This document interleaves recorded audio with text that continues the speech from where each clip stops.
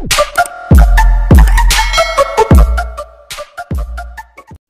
mga master! Welcome back again to our channel. Panibagong araw, panibagong kabanata na naman ang pagsamasamayin natin ngayong araw na ito. At kung bago ka sa ating channel, pag-click ang subscribe button and hit the notification bell para updated kayo sa ating mga susunod na videos. So mga master, bago natin simulan ang ating kabanata ngayong araw na ito, huwag po sana natin skip yung ads mga master no, dahil malaking bagay na po yan sa ating munting channel. So simulan na natin kabanata ngayong araw na ito. Let's go! Kabanata 1601 hanggang 1620. Kabanata 1601. Ang unang araw ng kalakalan pagkatapos ng Dow Jones ay umabot sa isang trading curve. Alam ng lahat na ang Wall Street ay hindi maaaring hindi maglunsad ng isang mabangis na paghihiganti. Samantala, hindi binaygo ang Quantum Fund. Sa pagkakataong ito, ang lakas na ipinakita ng Quantum Fund ay nagpakita sa mundo na ang Wall Street ay ang parehong makapangyarihang entity, at ito pa rin ang ubod ng pandaigdigang kontrol sa pananalapi. Kapag may humamon sa awtoridad nito, kailangan nilang bayaran ang presyo. Ang mabangis na opensiba na sinimulan ng Quantum Fund ay sapat na para maging desperado ang sinuman. 30 minuto pagkatapos ng pagbubukas, mahigit 600 bilyong US dollar ang pumasok sa merkado, na lahat ay totoong pera. Matapos ang pera na ito ay ibuhos sa Dow Jones Stock Index, halos lahat ng mga presyo ng stock ay tumaas. Kaya naman, ang mga mamumuhunan na walang pagkakataong makatakas sa mga nakaraang araw ng kalakalan ay nagsaya. Pinuri nila na ang Estados Unidos ay ang pinakadakilang bansa sa mundo at na ang mga bigwigs ng Wall Street ay bukas palad na mahusay na gumagawa. Ito ay dahil kumita sila. Ang karamihan sa mga nadagdag sa stock ay nagresulta sa isang pangkalahatang pag-akyat sa pangkalahatang index. Nagbukas ito sa 6,669 na puntos, at sa loob lamang ng kalahating oras, ay tumaas sa 7,200 puntos. Bukod dito, nagpatuloy ang mabangis na pagtaas na ito. Ang ilang mga tao ay sumigaw na ang Dow Jones Index ay masira ang pinakamalaking solong araw na pakinabang sa pandaigdigang index ngayon. Mayroong higit pang mga radikal na individual na kahit na naniniwala na ang lahat ng mga stock sa Dow Jones Index ay tataas sa kanilang mga limitasyon ngayon. Ito ay magiging isang makasaysayang record na maaalala ng buong sangkatauhan. Kasabay nito, ang lahat ay nakatingin sa kabisera ng Summerland. Lahat sila ay anabangan ito dahil akala nila ay magkakaroon ng matinding labanan. Inaasahan nila na ang pinakakapanabik na digmaang pinansyal sa siglong ito ay gaganapin din sa araw na ito. Gayunpaman, nang ang kabisera ng Summerland sa kalaunan ay nakatagpo ng kabisera ng Wall Street, tila sumuko sila sa isang iglap. Noong una, inakala ng mga tao na ang kabisera ng Summerland ay nagpaplano ng isang bagay na malaki, o tinatalakay nila ang mga kontrahakbang, o iniisip lang nila na hindi pa ito ang oras. Bago nila alam, nagbago ang saloobin ng maraming tao sa kabisera ng Summerland nang hindi nila namamalayan. Sa una, walang nag-isip na ang kabisera ng Summerland ay magiging kalaban ng Wall Street, at ang salungatan na ito ay madaling natapos na ang Wall Street ang malinaw na nagwagi. Gayunpaman, ang kabisera ng Summerland ay nagsagawa ng mga himala ng paulit-ulit, at kahit na direkta nilang bumagsak ang Dow Jones Index, na ikinagulat ng lahat. Nagpatuloy ito hanggang ngayon, kung saan hindi na inisip ng mga tao na ang Summerland ay ang parehong pushover tulad ng dati. Nang makita nila ang katahimikan ng Summerland Capital, inisip nilang lahat na ito ay dahil sa paghahanda para sa isang countermeasure. Bagamat hindi nila ito inamin, ang katotohanan ay ang karamihan sa mga tao ay sumang-ayon na ang kabisera ng Summerland ay may kapangyarihan na pilitin ang kabisera ng Wall Street na yumuko sa kanila. Hanggang sa, may nakatuklas ng Summerland Capital na nag-liquidate sa mga posisyon nito. Agad nagamulo ang mundo. Ang mga tao mula sa Summerland ay inaamin ang pagkatalo. Inilathala kaagad ng United States Global Economic Daily ang balitang ito. Tinatalakay ito ng lahat sa sektor ng pananalapi ng mga pangunahing pandaigdigang website. Ang kabisera ng Summerland ay umamin ng pagkatalo. Nanalo na naman ang Western hegemony. Naghiyawan ang iba at ang iba naman ay napabuntong hininga. Gayunpaman, sa Summerland, ang lahat ay tila napakapayapa. Napakapayapa rin ng Sunrise Land at Harbor City, novel drama. Hahaha. Tiningnan ni Fabian ang balita sa computer at natawa. Mga tanga. Umaatras si Jasper dahil gusto niyang mahaba ang $100. Ang video na ito ay edited by Urban Storytelling. Kabanata 1602. Sa ngayon, pakiramdam ni Fabian ay parang siya lang ang matino sa isang silid na puno ng mga lasing. Akala niya ang buong mundo ay hanggal, at siya lamang at ang iilang tao ang matalino. Sa sandaling ito, tumunog ang kanyang telepono. Sa kabilang dulo ng telepono, maririnig ang kinakabahan at excited na boses ni Echo. Handa na ako. Malamig na ngumiti si Fabian at sinabing, naghanda din ako ng $30 billion. Ang perang ito ay iturok sa $100 foreign exchange kasabay ng pagkukulang natin ng $100, novel drama. Mayroon akong $150 bilyong dito. Nabaluktot ang boses ni Echo sa tuwa. Si Jasper siguro ay sobrang proud sa sarili niya ngayon. Nang siya ay inaatake ng Wall Street, pinili niyang isuko ang kanyang posisyon upang linlanggan ang mundo at isipin ng mga tao sa buong mundo na sumuko na siya. Pagkatapos ay tumalikod siya at nagtagal sa $100 at ginamit ang pagkakataon upang kumita ng kayamanan. May kasabihan sa Summerland na naglalarawan kung paano akala ng isang tao na sila ang mangangaso ngunit sa totoo lang, sila rin ang biktima.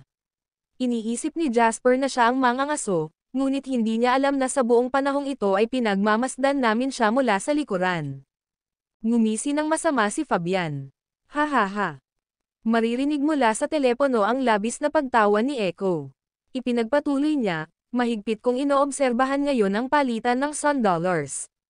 Kapag ang malaking halaga ng pera ay pumasok sa mahabang posisyon, tayo. Iiksi agad ito. Sa pagkakataong ito, hindi tayo maaaring magkaroon ng kahit katiting na reserbasyon sa paghahangad na ganap na sirain si Jasper. Madudurog namin siya sa isang pagkakataon at hindi namin siya bibigyan ng anumang pagkakataon na mag-turnover o mag-liquidate. Habang nag-uusap sina Fabian at Echo sa telepono, tahimik na lumabas ang isang buy order na $100 milyong sa merkado ng dayuhang palitan ng $100. Ginawa ito ng walang tula o dahilan. Isa lamang itong napakalaking isang beses na transaksyon na $100 milyong. Sabay kausap ni Jasper kay Kayden. Talagang handa kang mangisda na may $100 milyon, sabi ni Kayden.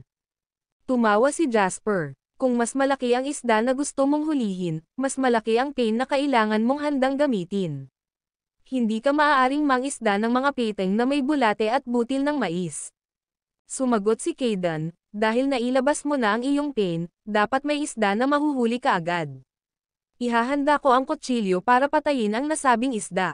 Sana maging maayos ang plano, bahagyang ngumiti si Jasper. Napahinto si Kayden sa kabilang dulo ng telepono. Pagkatapos, sumagot siya sa malalim na tinig, magiging ganito. Pagkatapos tapusin ang tawag, naglakad si Jasper sa trading floor. Sa sandaling ito, ilang subscreen lang ang nagpapakita ng data ng Dow Jones Index habang ang iba ay lahat ay nagpapakita ng index ng kalakalan ng dayuhang palitan ng $100. Karamihan sa mga miyembro ng pangkat ay nalilito. Ilang minuto lang ang nakalipas, natanggap nila ang utos na abandonahin ang Dow Jones Index Trading at lumipat sa $100 foreign exchange. Ang utos na ito ay nahuli silang ganap na hindi nakabantay. Gayunpaman, ang pangkat na ito ay napakahusay at propesyonal. Kung ibang grupo man, ipapasara na lang nila. Mr. Si Lane, ang order ng $100 milyon ay nilamon na. Ang halaga ng palitan ng $100 ay hindi nagbago. Napangiti si Jasper sa ulat ni Jake. Hindi maliit ang gana ng isda. Maglagay pa tayo ng $100 milyon. Agad namang nagpatuloy si Jake. Makalipas ang ilang segundo, sa sandaling lumabas sa screen ang $100 milyong na halaga ng $100, agad itong nilamon. Kaagad pagkatapos, ang mga siksik na walang laman na mga order ay nagsimulang punan ang screen. Nahuli namin ang isda, sigaw ni Jake. Bahagyang sinabi ni Jasper, magbukas ng posisyon at paikliin ang halaga ng palitan ng $100. Kasunod ng utos ni Jasper, ang buong kabisera ng Summerland ay biglang nagbago ng direksyon. Ang kabisera ng Summerland, na nawala ng walang bakas mula sa Dow Jones Index, ay lumitaw ng hindi inaasahan sa foreign exchange market na nangangalakal ng $100. Daan-daang bilyong dolyar sa mga walang laman na order ang nagdulot ng malaking pagbabago bago sa palitan ng $100 tulad ng isang bagyo. Sa sandaling ito, nakatanggap si Jasper ng tawag mula kay Sylvie ng Corana. Walang nagmamadali, ikaw ang aking reinforcement, kaya gagamitin lang kita sa mga kritikal na sandali. Nang matapos magsalita si Jasper ay nilinggan niya si Dean na tulala at ngumiti. Mr. Hall, nagulat ka ba kung bakit ako nagkukunwari sa halip na nananabik? Ang video na ito ay edited by Urban Storytelling.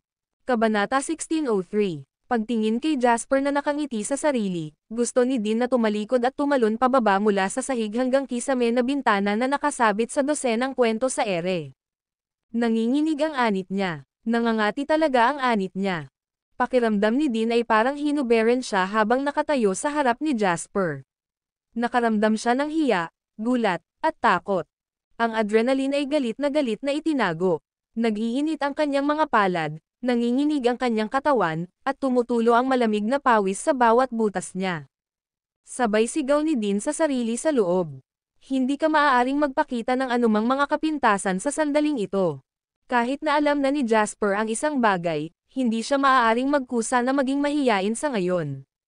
Naguguluhan talaga ako. Tumango si Dean, walang kamalay-malay na umiiwas sa mga mata ni Jasper. Tumingin siya sa screen ng kalakalan, sinusubukang gawing mas kalmado ang kanyang boses at pigilan ang kanyang sarili sa panginginig. Di ba sabi mo gusto mong magtagal? Ako po, nakita mo rin. Namuhunan ako ng $200 milyong para tumagal at ngayon lahat ng $200 milyong ay nakuha na. Si Jasper ay tumabi kay Dean, itinaas ang kanyang braso para ipulupot ito sa balikat ni Dean, at sinabi sa kanyang tainga, Sol, akala mo lalakas na ang shorts ngayon at sasama na ako sa kanila, wala dapat masyadong problema. Tama, Dean twisted his neck mechanically at tumingin kay Jasper. Pagkatapos, napakahirap niyang sinabi, ngunit ang pagkukulang ng ganoon kalaking halaga ng pondo ay hindi proporsyonal sa 200 milyon na inaasam mo noon. Muntik ko nang maramdaman na gusto mong mag-short simula pa lang pero tinatago mo lang sa amin. Tinapik ni Jasper ang balikat ni Dean at nakangiting sinabi, magtiwala ka, huwag kang magparamdam. Ganon talaga ang ginawa ko. Biglang lumiit ang mga pupils ni Dean. Gusto niyang magsalita pero binitawan na siya ni Jasper. Hayaan akong tingnan ang kasalukuyang real-time exchange rate graph ng Sun Dollars. Kasunod ng utos ni Jasper, agad na ipinakita sa screen ang exchange rate chart ng Sun Dollars. Ang Sun Dollars ay nagsara sa $1 hanggang 107.7 Sun Dollars kahapon. Bago namin simulan ang opens iba, ang halaga ng palitan ay $1 hanggang 105.1 Sun Dollars. Ilan sa 100 bilyong walang laman na order na itinapon natin ang naubos? Tanong ni Jasper. Tiningnan ni Jake ang datos. Nanlaki ang kanyang mga mata at hindi makapaniwalang sinabi niya, oh 1/10. Pagkatapos magsalita, nagtatakang tumingin siya kay Jasper. Sa katunayan, kung ito ay foreign exchange o stock market futures, mayroong isang malaking halaga ng mga maikling order na hindi maaaring hugasan ng mga order sa pagbili. Ano ang ibig sabihin noon? Nangangahulugan ito na nabuo ang pagsugpo sa presyo sa maikling bahagi. Halimbawa, ang presyo sa merkado ng 1 kilo ng mansanas ay $5. Ngayon, may biglang tumakbo palabas at nag-claim na siya. Ay may 100 kilo ng prutas at magbebenta lamang siya ng $4 kada kilo. May gusto ba nito? 10 kilo ng 100 kilo ay binili ng isang tao, kaya 70 kilo na lang ang natira. Sa makatuwid, bago matuno ang 70 kilo, ang presyo sa merkado ng mga mansanas ay $4.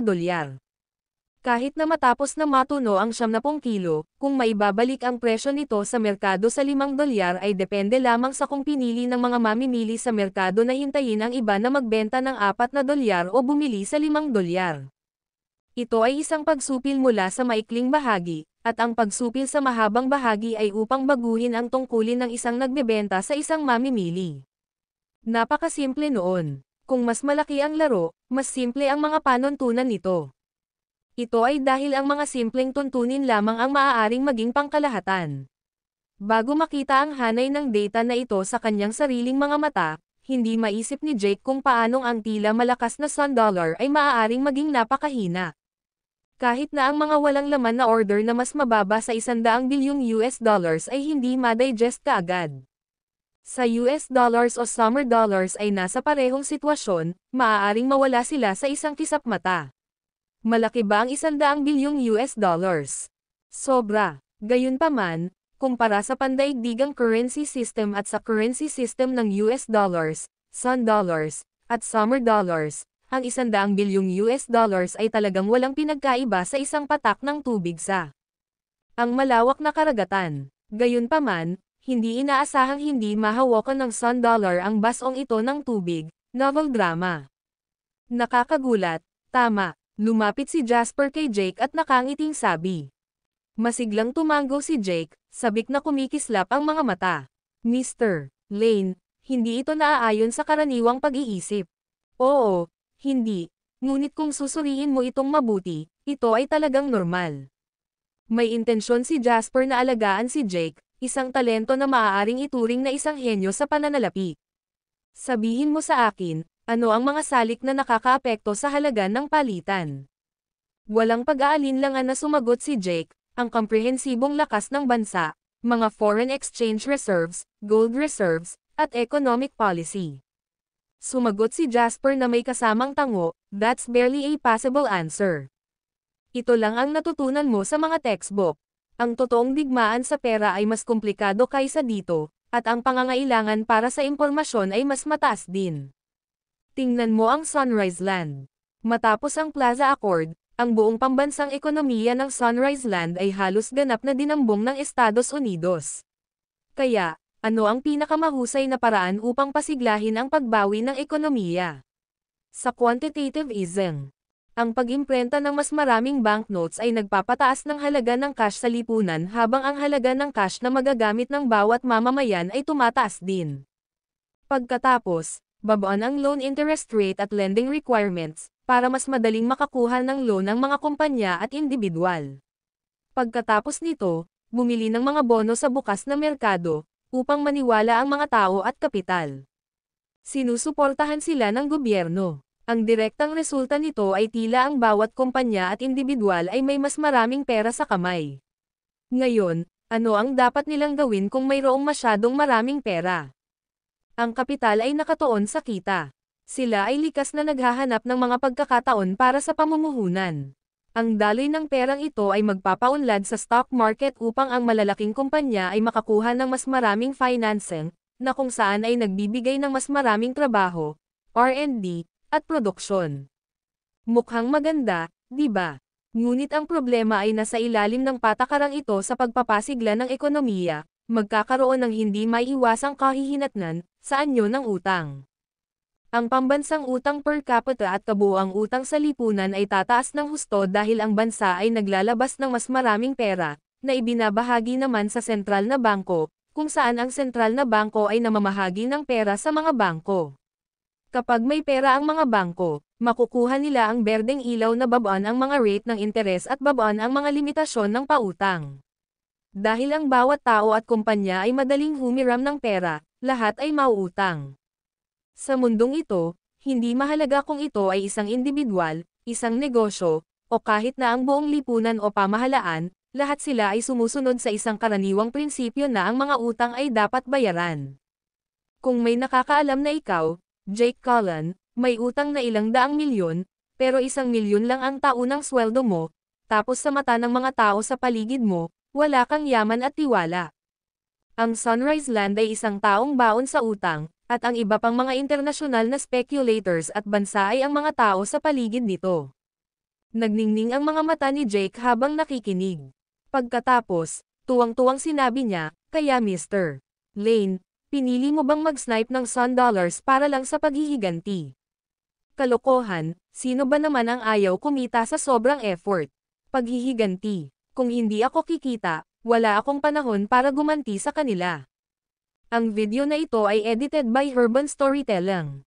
Kabanata 1604. Sa totoo lang, may isa pang mahalagang dahilan kung bakit maaaring maging sanhi ng kasalukuyang sitwasyon si Jasper, ngunit hindi niya ito sinabi. Karaniwan, hindi pagmamayari ng Sunrise Land ang pinakamataas na gumagawa ng desisyon ngayon. Ito ay napaka-fatal. Ang pag-atake sa sistema ng pera ay isang pangunahing kaganapan na kumakatawan sa mismong pundasyon ng isang bansa, kaya ang tugon nito ay kailangang tukuyin ng pinakamataas na gumagawa ng desisyon. Gayunpaman, ang pinakamataas na gumagawa ng desisyon ay walang kamalayan, kaya paano siya makakagawa ng anumang kritikal na desisyon? Hindi maisip na isipin na ang pamahalaan ng Sunrise Land ay magugulo ngayon. At sa pagkakataong ito, hindi lang si Dean ang nasa kalagitnaan ng pagkasira. Sa villa ng pamilyang Atticus sa Harbor City, nakaupo si Fabian sa harap ng computer at hindi kumikibo ng ilang minuto. Nakatitig siya sa screen ng nanlalaki ang mata, unti-unting tumutulo ang malamig na pawis. Ang 30 bilyong US dollars na kinuha niya mula sa pamilya ay ibinuhos na lahat sa merkado matapos lumunin ang pangalawang mahabang order ni Jasper na 100 milyong US dollars. Pumasok din sa tabi niya ang 130 bilyong US dollars ni Softwin. Ang dalawa ay magdadagdag ng hanggang sa kabuoang 160 bilyong US dollars. Matapos makapasok ang isang nakakatakot na numero sa merkado ng dayuhang palitan ng Sun Dollars, biglang bumagsak ang Sun Dollars. Ang lahat ay tumatakas na parang baliw habang ang ilan sa mga matatapang ay sumusunod sa shorting. Pakiramdam ni Fabian ay namamanhid ang kanyang katawan. Hindi niya akalain na ang palitan ng dayuhan ng Sun Dollar ay magiging lubhang mahina. Ang chart ng candlestick ng exchange rate ng Sun Dollar, na nagsimulang magbago ng husto at pagkatapos ay bumagsak, ay tila inalis ang kaluluwa ni Fabian.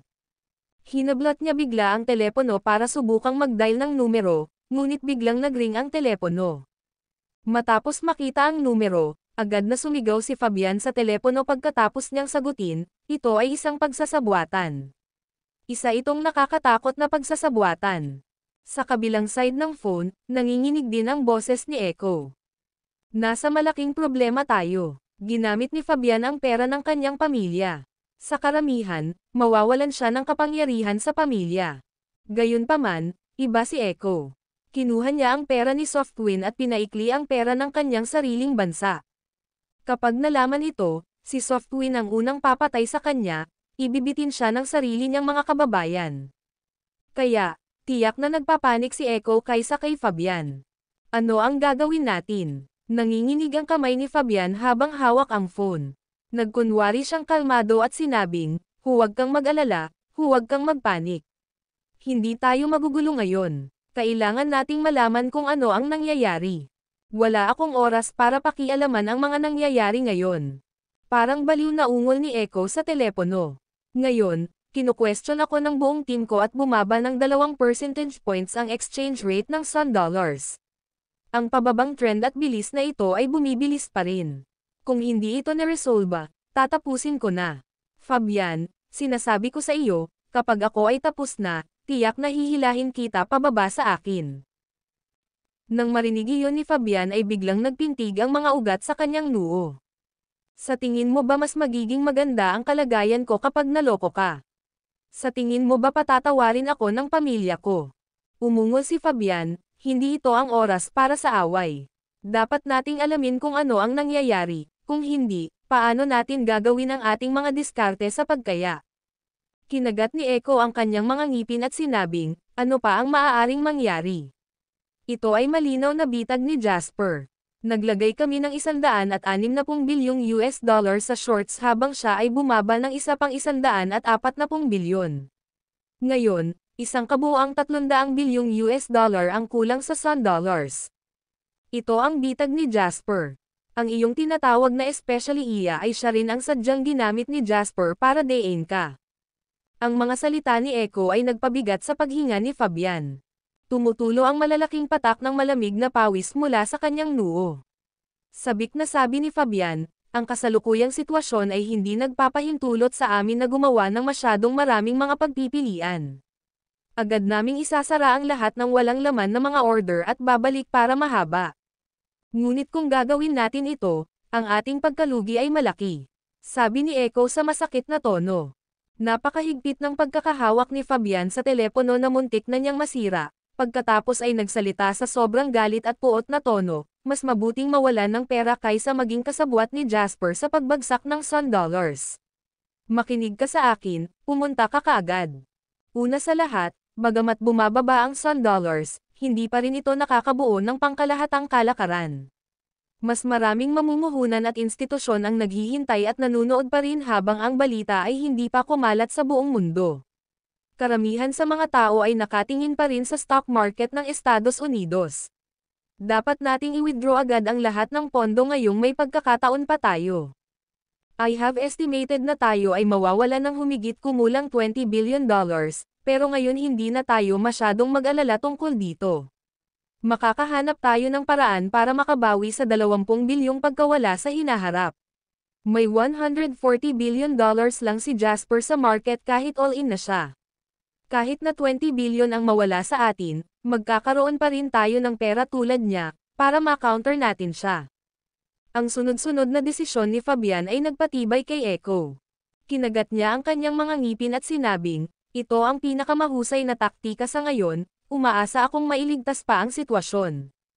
Diretsong ibinaba ni Fabian ang telepono pagkatapos nito. Agad niyang sinimulan ang operasyon. Inihatid niya ang lahat ng walang laman na order at direktang kinansela ang lahat ng ipinagkatiwalang transaksyon kung hindi pa ito natutugunan. Pagkatapos, sinulyapan ni Fabian ang hawak na account. Isang pagkawala ng $5.9 bilyong US dollars. Ang pagkawala ng Astrid Omay ay nagpang-inig sa mga organo ni Fabian, novel drama. Gayunpaman, hindi niya ito ma-overthink. Pagkatapos nito, agad na pinakilos ni Fabian ang kanyang natitirang kapital. Kasabay nito, ginagaya ng pera ni Softwin ang diskarte ni Fabian. Ang larangan ng digmaan ng palitan ng Sun Dollars ay nakakaranas ng marahas na pag-unlad. Ang orihinal na short na may malaking impluensya ay biglang naputol sa kalahati na parang avalanche. Ang lakas ng short ay nabawasan bago lumitaw ang maraming malalaking mahahabang order. Pagkatapos ng ilang pagpindot sa keyboard, agad na nabago ang posisyon ng daan-daang bilyong dolyar. Sa unang sandali, sila ay magkakasama pa rin, at sa susunod na segundo, sila ay naging magkaribal. Sa sentro ng kalakalan sa Norritos City, tuwang-tuwa si Jasper nang makita ang tagpong ito.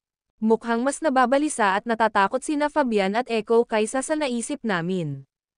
Mr. Lane, lahat ng short order namin ay na-counter na at na-trade. Kung walang kasunod na pondo ang pumapasok sa merkado, ang pagbaba sa Sun Dollars ay maaaring magtapos dito. Tumangala si Jake. Lumingon si Jasper at sinulyapan si Dean na namumutla ngunit nagpapanggap pa ring kalmado at makahulugang nagtanong, Mr. Hall, kinakabahan ka ba? Pilit na ngumiti si Dean at sinabing, hindi. Buti naman wala ka. May excitement pa mamaya. Hindi magiging masaya kung wala ka para dito. Nang matapos magsalita si Jasper ay dinial niya ang number ni Sylvie. Ikaw na ang lumiwanag, Roger. Ibinaba na nila ang telepono pagkatapos ng tig-iisang linya. Sa sandaling ibinaba ni Jasper ang tawag, ang merkado ng exchange rate ng Sun Dollar ay nabaligtad. Ang video na ito ay edited by Urban Storytelling. Kabanata 1605. Isang short-selling fund na higit sa 100 bilyong US dollar ang pumasok sa Sun Dollars exchange rate market nang walang babala. Hindi lang pinunan ng pondong ito ang power gap pagkaalis ni Fabian at Echo, ngunit naging mas agresibo pa ito. Ang nanginginig na halaga ng palitan ng Sun Dollars ay parang bangka sa isang marahas na bagyo. Matapos tamaan ng napakalaking alon, nagwatak-watak lang ito.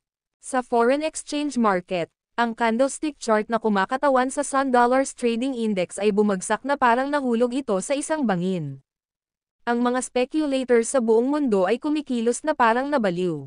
Nagsisiksikan sila na parang mga piting na may amoy dugo, sinusubukang makagat sa hindi nararapat na piging na ito.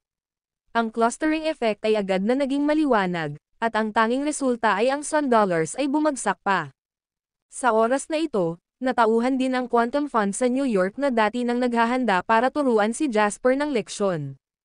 Ang JW Foundation ay nag-withdraw na at inilipat ang kanilang pangunahing pondo sa foreign exchange market. Napatulala si Soros. Nakatitig siya sa candlestick chart ng foreign exchange market habang nanlalaki ang mga mata. Sa kanyang puso, nakaramdam siya ng matinding kahihiyan na nagparamdam sa kanya ng hindi komportable na halos samuka siya ng dugo. Ang kasuklam-suklam na lalaking ito sa Summerland. Hindi ba niya dala ang diwa ng Summerland? Bakit hindi niya ako awayin ng ulo sa stock market? Novel drama. Sa wakas ay napagtanto ng galit na si Soros ang kawalan ng kakayahan na naranasan ni Rogers bago siya. Si Jasper ay parang mad-ulash na yoch. Bagamat sapat na ang kapangyarihan sa kanyang kamay para pisilin si Jasper hanggang sa mamatay sa isang iglap, tumanggi lang si Jasper na labanan siya ng direkta. Mas gugustuhin niyang mawalan ng malaking halaga para mabuhay ng panandalian at pagkatapos ay magbukas ng isa pang larangan ng digmaan. Ang layunin ng kanyang paggawa nito ay upang maubos si Soros. Sir, nasa telepono si Mr. Greenspanner. Isang subordinate ang sumugod at mahinang nagsalita. Nanginig ang mga kilay ni Soros at hindi siya nagdili-doli. Pagkatapos, agad siyang pumunta para sagutin ang telepono. Mr. Greenspanner, ako ito, Soros. Sa kabilang dulo ng telepono, maririnig ang pagod na boses ni Greenspanner, sisirain ng kabisera ng Summerland ang sistema ng ekonomiya ng Sunrise Land. Dahil sa mga salitang ito, naging malungkot si Soros. Mr. Ang Greenspanner, Sunrise Land ay ang pangalawang pinakamalaking ekonomiya sa mundo. Hindi sila maaaring hawakan ni Jasper sa maliit na higit sa $100 bilyong na nasa kamay niya. Natahimik sandali si Greenspanner. Tapos, sabi niya, paano kung nasa picture ang Senadorstel Corporation? Nagulat si Soros, ngunit pagkatapos suriin at kalkulahin ito sa kanyang isip, sinabi niya, hindi pa rin sapat. Kung tutuusin, masyadong malaki ang economic value ng Sunrise Land. Mr. Soros, mayroon tayong maaasahang katalinuhan. Sa harap ng biglaang pag-atake na ito ng kabisera ng Summerland, ang pinakamataas na awtoridad sa Sunrise Land ay walang paraan upang tumugon dahil hindi niya kayang pangasiwaan ang mga gawain ng gobyerno ngayon. Ang mga salitang iyon ay parang isang malaking bato na bumagsak at nagdulot ng napakalaking alon sa puso ni Soros. Kung gayon, ano ang dapat nating gawin ngayon? Napakatalino ni Soros, at hindi siya nagtanong kung bakit hindi kayang pangasiwaan ng pinuno ng Sunrise Land ang mga gawain ng gobyerno. Napagtanto niya na ang bagay na ito ay lihim at napakaseryoso. Sa makatuwid, hindi ito isang bagay na dapat niyang malaman bilang isang kapitalista ng hedge fund. Sunrise Land ang kaalyado natin, at ang Summerland ang kaaway natin, kailangan mo pa bang magtanong? May nakamamatay na tono sa boses ni Greenspanner. Bagaman hindi natin alam kung paano nakuha ni Jasper ang pagkakataon sa maikling sandaling ito ng kahinaan ng Sunrise Land, hindi na natin kayang panindigan. Kung matagumpay si Jasper, mabilis na tataas ang kanyang lakas at ang nawawalang kayamanan ng Sunrise Land ay direktang dadaloy sa arsenal ni Jasper. Kapag nangyari iyon, magiging mahirap para sa Wall Street Capital na makitungo sa kanya. Kaya, Ginoong Soros, ang Sun Dollar ay hindi dapat bumagsak ng labis. Alam mo kung ano ang ibig kong sabihin dito. Pagkatapos magsalita, ibinaba ni Greenspanner ang tawag ng hindi na hinintay na sumagot si Soros. Dahan-daang ibinaba ni Soros ang telepono, seryoso ang mukha. Walang pag-aalinlangan, dumiretso siya sa opisina sa itaas at nakita niya si Rogers. Kaibigan, kailangan ko ang iyong tulong, sabi ni Soros sa malalim na boses. Nagtaas ng ulo si Rogers. Alam na niya ang nangyari. Ngunit ang bagay na ito ay tiyak na hindi ganoon kadaling pangasiwaan. Kinuha ni Rogers ang data ng Sun Dollars sa foreign exchange market. Ang patakaran sa quantitative easing ng Sunrise Land ay nagdulot ng malaking utang sa buong lipunan ng Sunrise Land at maging ang Sun Dollars. Ito at sa sarili nito ay isang malaking nakatagong panganib, ngunit sa ngayon ay wala pang makakapagdulot nito. Tila, gusto ni Jasper na paputukin ito. Gayunpaman, ang kailangan nating gawin ay tulungan ang Sunrise Land na patatagin ang Sun Dollars. Katumbas ito ng paglaban sa problemang itinatago ng buong sistema ng Sun Dollars sa loob ng maraming taon. Ang pinakamahalagang bagay ay hindi lamang ito nakikita sa amin, kundi pati na rin ang mga speculators sa ibang mga bansa. Soros, ngayon ay ginagamit ni Jasper ang paraan na ginamit namin upang lumikha ng krisis sa pananalapi ng Terra upang makapasok sa Sun Dollars. Kapag pinili natin na manindigan sa panig ng Sun Dollars, kailangan nating labanan ang problema sa utang ng Sunrise Land at hindi mabilang na dumadagsa ng mga speculators sa mundo. Talagang hindi ito isang pagpipilian para sa matalinong negosyante. Natapos iyon ni Soros na pakinggan iyon ng may blankong ekspresyon at sinabing, napakamakatwiran ng iyong pagsusuri, ngunit ang usaping ito ay hindi na lamang isang bagay sa negosyo. Sa halip, ito ay may malakas na kaugnayan sa politika. Kaya, kailangan nating gawin ito. Kinagat ni Rogers ang kanyang mga labi at sinabing, sa kasong ito, kailangan ko ng higit na awtorisasyon. Ang pangungusap na ito ay dumiretso sa puso ni Soros. Walang gustong matitigan ng walang magawa kapag ginagawa nila ang kanilang negosyo. I will authorize this immediately so you should be prepared. This time, lalaban tayo ng magkatabi. Tinapik ni Soros ang balikat ni Rogers at sinabi sa malalim na boses. Pagkaalis ni Soros, tinitigan ni Rogers ang Sun Dollars candlestick chart na bumubulusok pa rin sa screen. Mukha siyang excited at uhaw sa dugo. Jasper, hindi na kita ililibre sa pagkakataong ito. Sa sandaling ito, sa Norete City sa Summerland. Naka-cross-leg si Jasper sa sofa. Nakatayo sa harapan niya si Dean na mapatla ang mukha at pawis na pawis. Ngumisi ng kontrabida si Henry habang nakatitig kay Dean ng masama. Isang tape recorder ang nakahiga sa paanan ni Dean. Ito ang naitalang ebidensya na nakuha ni Henry upang patunayan na si Dean ay isang especially iya.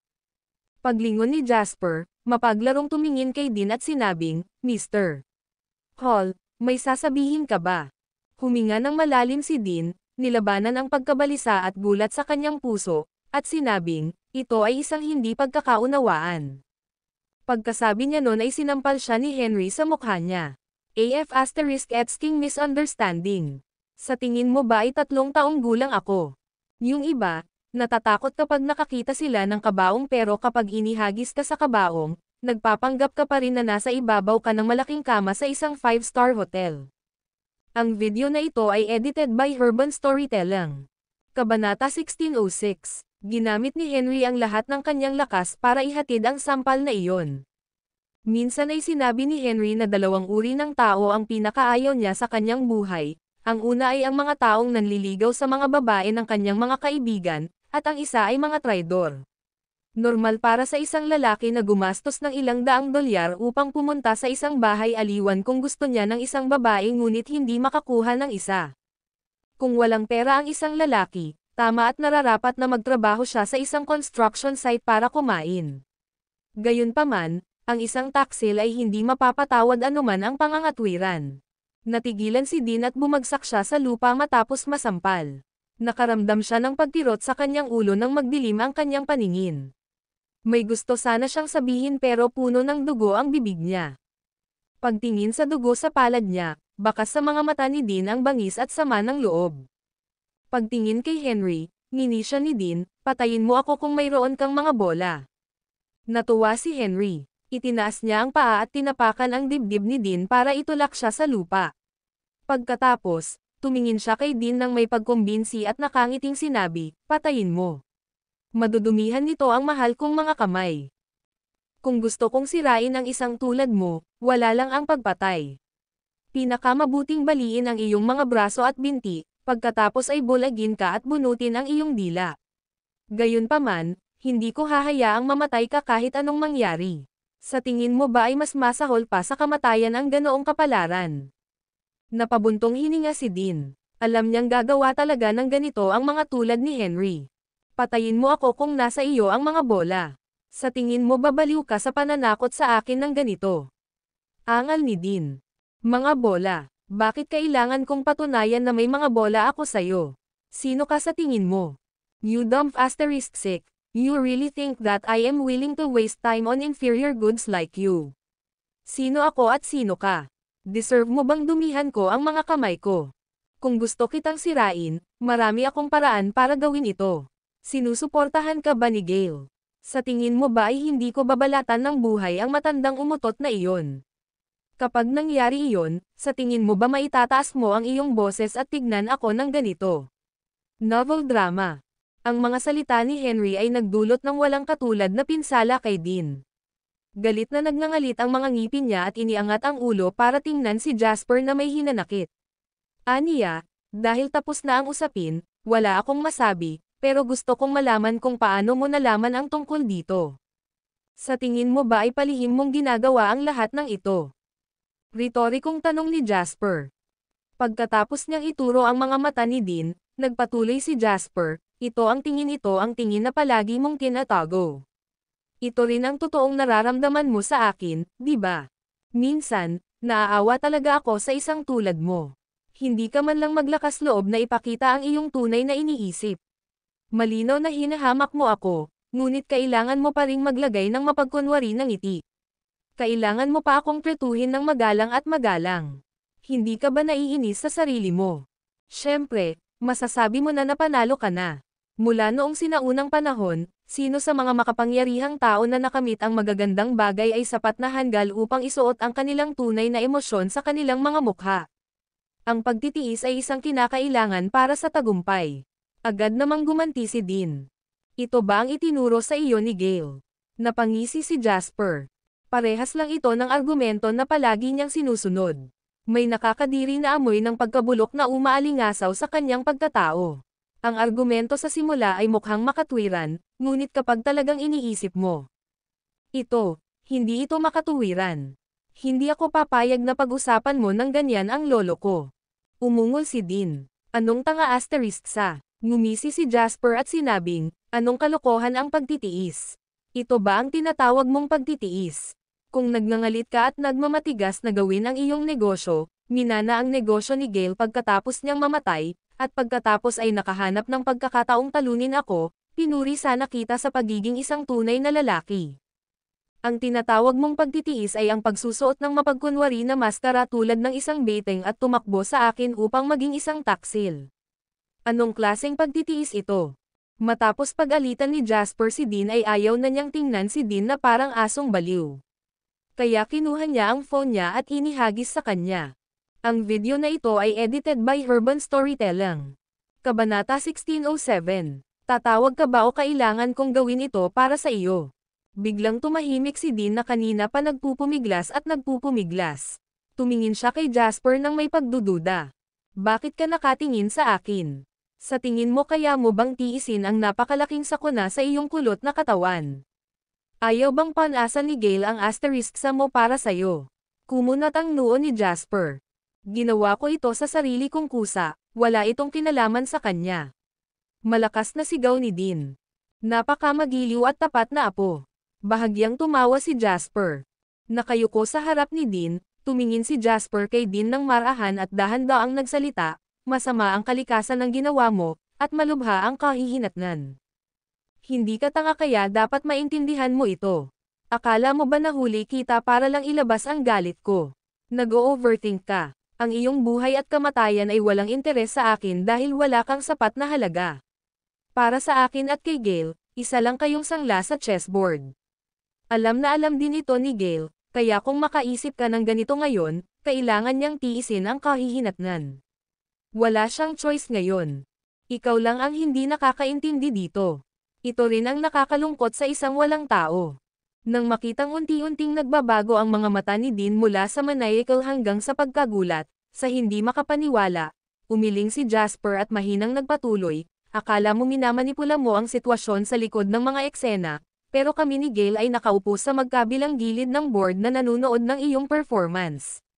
Ngayon, oras na para mag-curtain call ka, naiintindihan mo ba? Malapit nang mag-breakdown si Dean. Paano ito posible? Hindi pwede. Siguradong nagsisinungaling ka. Itinaas ni Jasper ang kanyang ulo at sinabi kay Henry, nalilito pa rin siya. Itali ang ebidensya sa kanya at ibalik siya kay Gale. Bigyan tayo ng paliwanag ni Gale.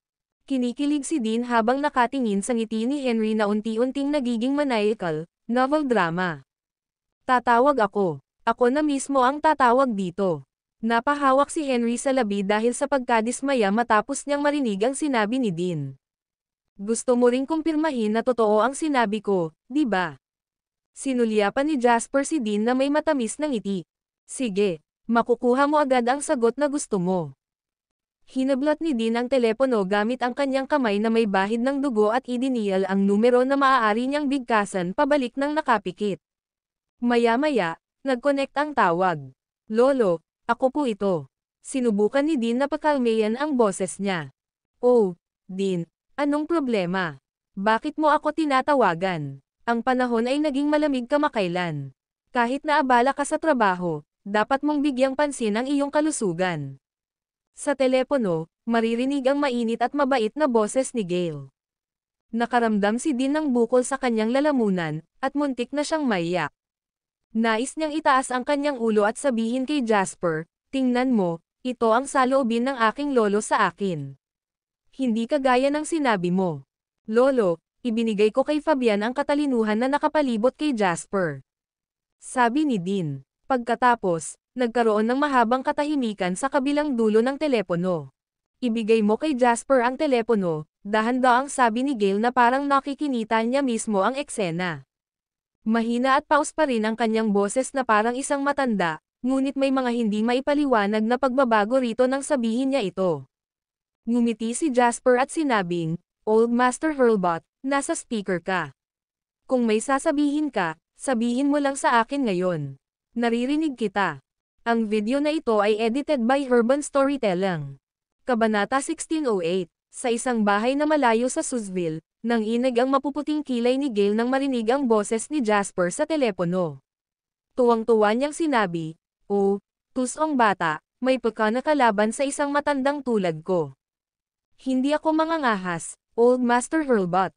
Napakaplano mo, at bilang isang junior, kailangan kong magpasalamat kahit na mahulog ako sa isa sa iyong mga bitag. I don't have such skill as to plot against you," sabi ni Jasper. Malumanay na sinabi ni Gale, "Maniwala ka man o hindi, wala itong kinalaman sa akin at hindi ko pa hiniling kay Dean na gawin ang ganoong bagay." "Oo, naniniwala ako sa iyo." Mabilis na tumugon si Jasper, ngunit sumunod din ang sumunod niyang pangungusap. "Ngunit may ibig bang sabihin kung naniniwala ako sa iyo o hindi? Old Master Hurlbut, lahat tayo ay tusong tao, kaya humabol tayo. Walang kabuluhan ang magpagulong-gulong. Sa tingin mo, paano mo ito malulutas?" Parang nairita si Gale sa pagiging agresibo ni Jasper. Sumagot siya sa malalim na boses, "Paano ko ito malulutas? Dahil siya mismo ang gumawa ng kalokohan, siya ang dapat na managot dito." Napabuntong hininga si Jasper. "Old Master Hurlbut, natatakot ako na hindi siya mapapanagot sa ganoong kalaking isyu. Old Master Hurlbut, ikaw ay isang senior, at ako, isang junior, ay tiyak na hindi ka mapipilit na linisin ang mga resulta. Dito ako medyo ignorante. Okay lang kung hindi ka na lang sumulong. Aabisuhan ko ang mga sentro ng kalakalan ng Harbor City at Waterhood City tungkol sa bagay na ito, at kami ang mag-isa ng solusyon dito. Kaya, ang tawag sa telepono na ito ay maaaring ituring na lamang bilang pag-abiso namin sa iyo, okay?" Pagkatapos magsalita ni Jasper, ang sumunod ay isang mahabang panahon ng katahimikan. Hindi kumibo si Gale dahil tinitimbang niya ang mga kalamangan at kahinaan ng desisyon. Hindi naman siya minamadali ni Jasper. Sa halip, tumingin siya sa candlestick chart sa screen nang hindi ipinapakita kung ano ang iniisip niya. Medyo naiinip si Henry. Sabi niya, "Bakit hindi nagsasalita itong matandang umutot? Dapat man lang niyang sabihin sa amin kung paano niya ito pinaplanong lutasin. Bakit niya sinasayang ang oras ng lahat?" Sa telepono, sa wakas ay narinig ang boses ni Gale. "Little Lo, hindi man lang maglakas loob ang iyong ama na kausapin ako ng ganito ang ugali." Ngumisi si Henry. "Kaya pala wala ang matanda ko. Huwag kang magkunwaring misteryoso sa akin, isubo mo lang yan." Sinabi ni Gale, tuwa na bata, "Gusto kitang makausap ng mag-isa." Tiningnan ni Jasper si Henry, saka kinuha ang phone at pinatay ang speaker. Pumasok siya sa opisina at sinabing, "Ikaw na lang at ako ngayon, usap tayo." Sinabi ni Gale sa malalim na boses, "Ang bagay na ito ay hindi maaaring malaman ng mga tao ng Harbor City at Waterhoof City, lalo na ang Harbor City. Gusto mo bang tingnan nila tayong mga mainland bilang biro? I share the same sentiment, and that's why I'm calling you, Old Master Hurlbut. To put it bluntly, binibigyan kita ng pagkakataon bilang junior mo." Tumawa si Jasper. "Hindi ko alam kung pagtatawanan nila tayo, pero kung ang ganitong bagay ay umabot sa tenga ng Swallow Capital, hindi ko alam kung ano ang kahihinatnan. Pagkatapos ng lahat, ang Haddock Chamber of Commerce ay hindi maaaring palitan." Malamig na sagot ni Gale, "Let's talk about your conditions. Simple lang. Una, mawawala ng tuluyan si Dean." Walang pag-aalinlangan na sinabi ni Gale, "Walang problema. Pangalawa, 500 milyong box ng mga gastos sa pinsala sa pag-iisip. Hindi naman gaanong nagbago ang tono ni Gale. Ngumuso siya, "Sly child, sobra-sobra ang hinihingi mo ngayon. Old Master Hurlbut, marami kang pera, ituring mo na lang itong baon para sa akin," nakangiting sabi ni Jasper. "Okay, papayag ako." Malamig na ngumuso si Gale. Ikatlo, ang Haddock Chamber of Commerce ay dapat na walang kondisyon na suportahan ako sa aking mga susunod na aksyon, at bilang kapalit, ginagarantiyahan ko ang mga interes ng Haddock Chamber of Commerce. Inis na sabi ni Jasper kay Gale. "Suportahan ka ng walang kondisyon. Dapat ba kitang suportahan kahit na kinakaladkad mo ang Haddock Chamber of Commerce sa impyerno?" Walang pakialam na sinabi ni Jasper, "Old Master Hurlbut, mali ka. Tanging mga langgam ang nabubuhay ng walang layunin. Ako ay mayaman, makapangyarihan, at mayroon pa akong mga koneksyon. Kaya bakit ako mamamatay ng walang dahilan? Sabihin nating tahasan, sa palagay mo ba hahayaan ko ang aking sarili na mahulog sa parehong suliranin para lamang magdulot ng ilang kaguluhan para sa Haddock Chamber of Commerce? Sinabi ko sa iyo na ginagarantiyahan ko ang mga interes ng Haddock Chamber of Commerce. Kahit anong isipin mo sa akin, malinis pa rin ang goodwill at kredibilidad ko sa domestic business world, di ba?" Kumunat ang noo ni Gale nang marinig ang sinabi ni Jasper. Alam niyang mas pinahahalagahan ng mga taong tulad ni Jasper ang mga pangako kaysa sa ginto. Kung ibinigay niya ang kanyang salita, gagawin niya ito. Kailangang aminin ito ni Gale kahit na madalas niyang kasuklaman ang binata. "Okay, pinapangako ko sa iyo ito." Pagkaraan ng mahabang sandali, sinabi ni Gale sa pamamagitan ng pagngangalit ng mga ngipin. "Hindi mangyayari ang mga katulad na bagay sa hinaharap, ngunit wala kang pang-apat na kondisyon, di ba? Huwag kang masiyahan sa maliit na pakinabang, tusong bata." Ang pangungusap na ito ay naging dahilan upang lunukan kaagad ni Jasper ang ika-4 na kondisyon. Masyadong malayo ay kasing sama ng hindi sapat, lalo na para sa mga taong tulad ni Gale.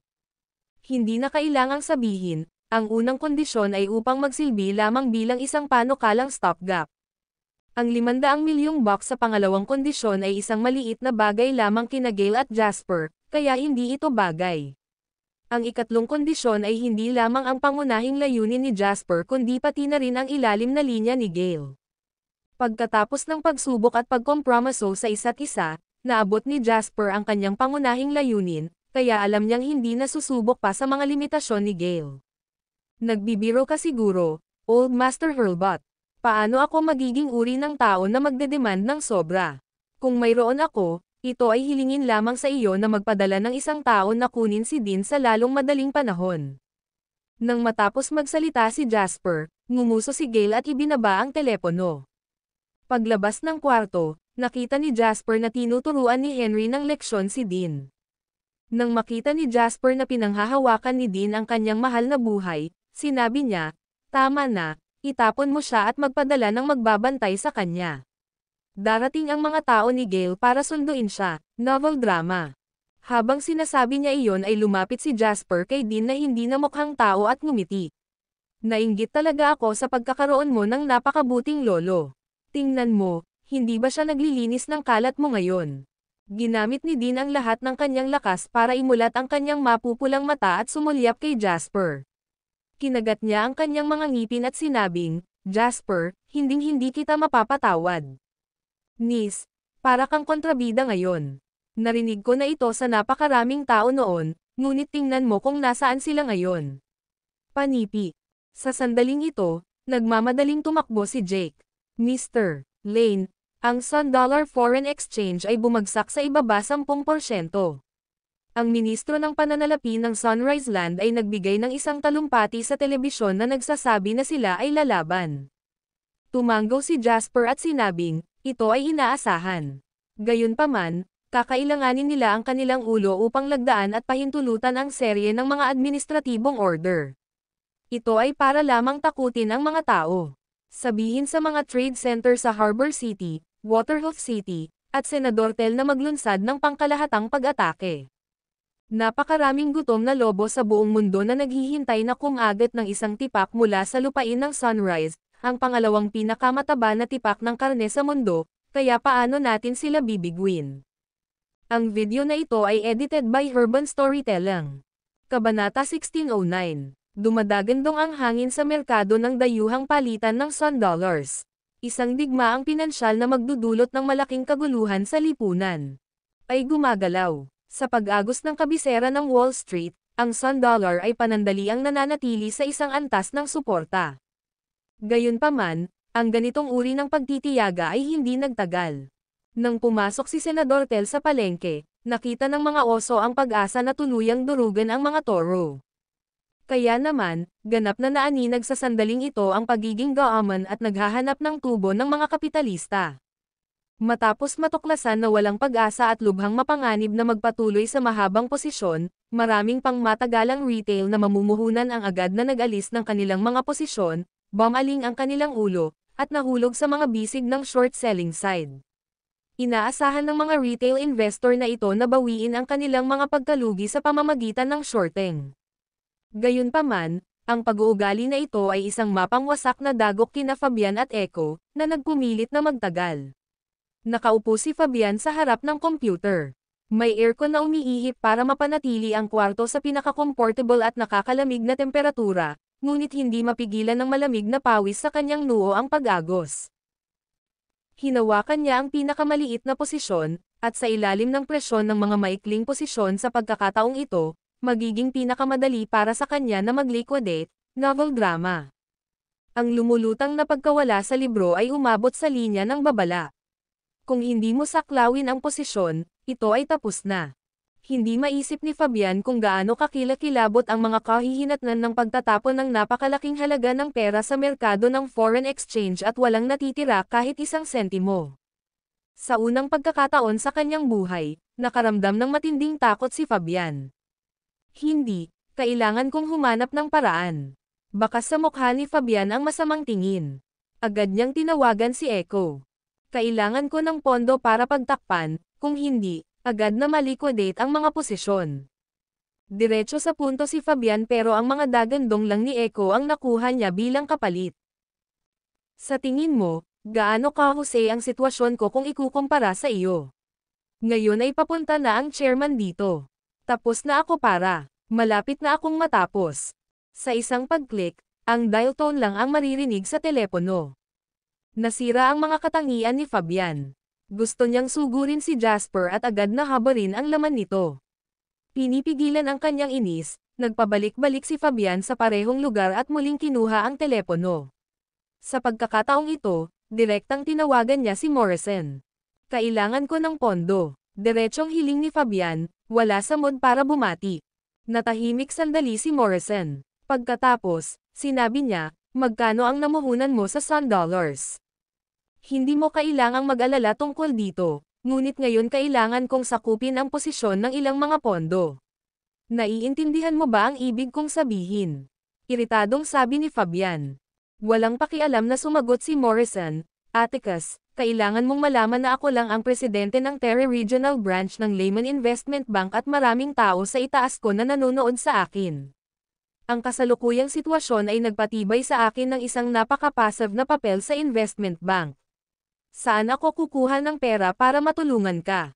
1 bilyon, kailangan ko ng 1 bilyong dolyar.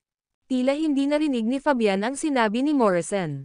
Nagsalita siya ng walang pakialam sa iba, kung tutulungan mo lang akong magtago at makayanan ang panahong ito, ang kabisera ng Wall Street kasama ang Softwin at ang pamahalaan ng Sunrise Land ay magagawang talunin si Jasper. Kapag nangyari iyon, mahahati ang kayamanan ni Jasper, at maibabalik ko agad ito sa iyo. Ibabalik ko sa iyo ang hindi bababa sa 1.1 bilyong US dollars. Morrison, walang mas mahusay na pera sa mundo kaysa dito. Totoo iyon, ngunit sa maraming pagkakataon, ang katotohanan ay kadalasang hindi kasing ganda ng inaakala. Ang video na ito ay edited by Urban Storytelling. Kabanata 1610. Mahinang sinabi ni Morrison, ilang beses ba nating inakala na ganap nating masisira si Jasper sa susunod na sandali o kung magtatagal pa tayo ng kaunti? Ano ang mga resulta ng mga sitwasyong iyon? Palakas siya ng palakas, at lalo kaming nagiging passive. Napansin mo ba na sa simula ay namumuno tayo kung paano haharapin si Jasper, ngunit ngayon, hindi na garantisado ang posisyon ng aking ama. Ang kalaban ni Jasper ay hindi na tayo, kundi ang Federal Reserve, Softwin, Lehman, at maging ang sistema ng ekonomiya ng Sun Dollars. Kami ay walang iba kundi kumpay sa kanya. Nanlaki ang mga mata ni Fabian at walang gana na sinabi, so sumusuko ka na. Sa capital market, ito ay tinatawag na stop loss. Maghahanap pa rin ako ng mga pagkakataon, pero pagdating sa kamay na ito, kahit hindi ako tumiklap, parang patay na. Natapos magsalita si Morrison at ibinaba ang tawag. Natigilan si Fabian at napabalik sa upuan. Tuluyan na siyang nawala. Makalipas ang ilang oras, nagring ulit ang phone niya. Pinindot ni Fabian ang answer button ng mahina. Mr. Atticus, nasa state of emergency ang pondo. Ngayon, ang Sun Dollars ay bumabagsak pa rin, ngunit ang rate ng pagbaba ay bumagal. Ang mga shorts at longs ay mahigpit na naglalaban sa kasalukuyang antas. Kung bumagsak tayo ng isa pang punto, kailangan nating ay liquidate ang ating mga posisyon. May pondo pa ba tayo para masakop ang posisyon? Oo, hintayin mo ako. Ibinaba ni Fabian ang telepono at malungkot na tumingin sa patuloy na umuusad na candlestick chart sa screen ng computer. Ang kasalukuyang sitwasyon ay parang ang pangunahing puwersa ng magkabilang panig ay nakikipaglaban sa isa't isa sa isang bukas na kapatagan. Damanak ang dugo kung saan-saan. Sa oras na ito, gaano man katalino ang mga taktika at kasanayan, hindi na ito kapaki-pakinabang. Ang tanging bagay na talagang matukoy ang kahihinatnan ng labanang ito ay ang lakas ng pananalapi sa magkabilang panig. Ang mga kasanayan ng isang tao ay magpapadali lamang sa paglalaro ng laro hanggang sa dulo, ngunit ito ay palaging ang pangunahing lakas na tumutukoy sa kinalabasan. Ito ang dahilan kung bakit hindi kailanman nang ahas si Jasper na harapin ang stock market ng Estados Unidos at ang quantum fund.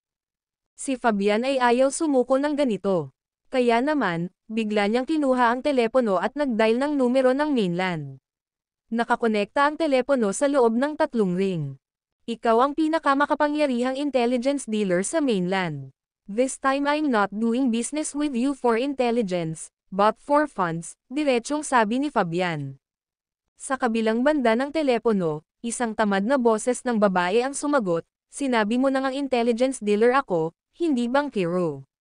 Maaari nating tapusin ang pag-uusap na ito ngayon kung kailangan mong humiram ng pera. May isasangla ako, parang apurahin si Fabian. Matagal na niyang natapos ang isang deal sa babaeng ito. Pagkatapos ng transaksyong iyon, naging sanhi siya ng malaking pagkawala ni Caden at matatag na itinatag ang kanyang posisyon bilang numero 1 young master sa Harbor City. Sa makatuwid, lubos na naniwala si Fabian sa lakas ng kababaihan. Gayunpaman, naintindihan din niya kung bakit napakabilis ng babaeng ito na ibaba ang telepono, novel drama. Hindi siya matutokso maliban kung makakapag-ani siya ng sapat na benepisyo. Ako ay nagmamay-ari ng 4.6% ng Atticus Family Group at Atticus Family Group na mga proyekto sa pamumuhunan na may kabuuang 30 bilyong summer dollars sa mainland. Lahat sila ay nasa ilalim ng aking pangalan at maaari kong ipanggako ang lahat ng ito sa iyo. Kailangan ko lang ng $1 bilyong. Natakot si Fabian na mabitin ang tawag ng babae, kaya mabilis siyang nagsalita. Sure enough, nagkaroon ng katahimikan sa kabilang dulo ng telepono na para bang tinitimbang niya ang mga kalamangan at kahinaan ng deal. Ibabalik ko ang punong guro sa loob ng 1 linggo, at bibigyan kita ng $100 milyong bilang interes. Kung hindi ko maibalik, maaari mong i-claim ang mortgage, sabi ni Fabian na nagngangalit ang mga ngipin. May tumawa sa kabilang dulo ng telepono. Parang gamulong-gulong ang babae at lumipat sa mas komportableng posisyon. Pagkatapos, malumanay siyang sumagot, Mr. Atticus, handa ka bang magbayad ng ganoon kataas na halaga? Walang dapat ipag-ayaw. Kung ako ay manalo, ito ay wala sa lahat. Hindi ka maaaring mag-quick sa mga walang kwentang bagay kung gusto mong gumawa ng malalaking bagay. Nagnganga ang ngipin ni Fabian at sinabing, Deal. Ibigay mo sa akin ang address. May pupunta sa iyo na may kasunduan sa loob ng 30 minuto. Makukuha mo ang pondo mo pagkatapos mong pumirma, mahinang sabi ng babae. Tuwang-tuwa si Fabian sa loob at sinabi niya, Okay, ipapadala ko agad sa iyo ang address. Naghihintay ako sa iyong magandang balita. Pagkababa ni Fabian, Iniyuko niya ang kanyang ulo at galit na gumawa ng text message. Wala siyang ideya na pagkatapos ibaba ng babae ang tawag ay agad itong tumawag sa isang numero sa Norritos City. Ang video na ito ay edited by Urban Storytelling. Kabanata 1611. May bago akong katalinuhan. Ito ay magiging 1,000,000. Parehong taglay ni Adele ang alindog ng isang mature na babae at ang pilyong boses ng isang inosenteng dalaga, na naging dahilan upang muling maging masigla si Jasper, na medyo pagod na dahil sa matagal na panahon sa excited at tensyonado, novel drama. I will be in your account in 10 minutes, diretsong sabi ni Jasper. Mabuti. Pagkatapos, gagawa ako ng exception at ibibigay ko sa iyo ang impormasyon bago ko matanggap ang pera. Ngayon lang, nilapitan ako ni Fabian. Nag-alok siya ng 4.6% ng shares ng Atticus Family Group at isang investment project na nagkakahalaga ng 30 billion summer dollars sa mainland bilang collateral para humiram ng 1 billion US dollars sa akin. Ang pera ay inaasahang makakarating sa kanyang account sa loob ng 1 oras. Natigilan si Jasper nang marinig iyon. Pagkatapos, seryoso niyang sinabi, hindi ito nagkakahalaga ng 1,000,000. Tumawa si Adele. Bakit? Binigyan ko ang iyong kaaway ng 1 bilyong US dollars na bala at malapit na siyang lumakas. Hindi ba nagkakahalaga ng 1,000,000 ang balitang ito? Hindi ako mangangahas na sabihin na mananalo ako sa merkado ng dayuhang palitan ng Sun dollars. Gayunpaman, ang isang maliit na manlalaro tulad ni Fabian ay tiyak na matatapos. Kailangan niya ang perang ito upang mabayaran ang kanyang posisyon, ngunit mula sa kanyang desperasyon, tinatansya ko na siya ay ganap na matatapos pagkatapos kong ibagsak ang Sun dollars ng 7 puntos. Naniniwala ka ba na kaya kung ibagsak ang 7 puntos na ito sa loob ng 10 minuto? Kaya, nakatadhana si Fabian na ibigay sa iyo ang napakalaking kapalarang ito. Mayroon kang napakalaking tipak ng karne, ngunit pumunta ka pa rin dito upang dayin ako para sa maliit na bagay. Wala ka bang kahihiyan? Naaliw si Adele nang marinig ang sinabi ni Jasper. Anong engranding pahayag, Mr. Lane? Sinabi mo na babagsak mo ang sistema ng dayuhang palitan ng Sun dollar sa ilang segundo, ngunit maaaring hindi ito ganoon ka-simple. Hindi mahalaga kung simple o hindi. Kailan mo ba ako nakitang nagsabi ng isang bagay na hindi ako kumpiyansa? Marahan na bamantong hininga si Adele, pakiramdam niya ay napakaswerte talaga ng lalaking ito. Hindi siya marunong magpakita ng konsiderasyon sa mga babae at hindi man lang gentleman. Gayunpaman, ang mga sumunod na salita ni Jasper ay halos tumalon sa kanyang balat. Mga tagabantay ng finders, hindi ako papasok ng husto dito at sisiguraduhin kung hindi siya mag-liquidate bago magkabisa ang kasunduan sa pagitan mo at niya. Pagkatapos nito, ibabahagi mo sa akin ang kalahati ng mga benepisyo. Anong sabi mo? Nakangiting sabi ni Jasper. Galit na sinabi ni Adele, Jasper, ako ang palaging namumuno, hindi ang kabaligtaran. Lahat ng bagay may una. Hindi ba't makabubuting ibigay mo ang una mo sa akin? Pagkasabi lang noon ni Jasper ay naramdaman niyang medyo amorous ang sinabi nito kanina. Hindi kumibo si Adele. Nagmamadali niyang binago ang kanyang pananalita at sinabing, hindi ko sinasadya iyon. Kung gayon ano ang ibig mong sabihin? Ngumisi si Adele. Nagkibit balikat, si Jasper ay hindi nagpatuloy sa paksang ito sa kanya. Sa halip, nagtanong siya, ano ang sasabihin mo? Bilasan mo lang kung sang-ayon ka o hindi. Makakakuha ka pa rin ng goodies, bahala na kung mas marami ka o mas mababa. Nangangati na si Adele sa galit. Bigla siyang nagsisi na sinabi kay Jasper ang balitang ito dahil sakam siya sa 1,000,000. Sa tingin mo ba ako, bilang pangunahing tagadala ng gastos, ay naubos na ang lahat ng aking lakas? Bakit hindi mo ako subukan kung hindi ka naniniwala sa akin? Pero let me say this, dahil nanghihiram si Fabian sa iyo ngayon, ibig sabihin umabot na siya sa pagod.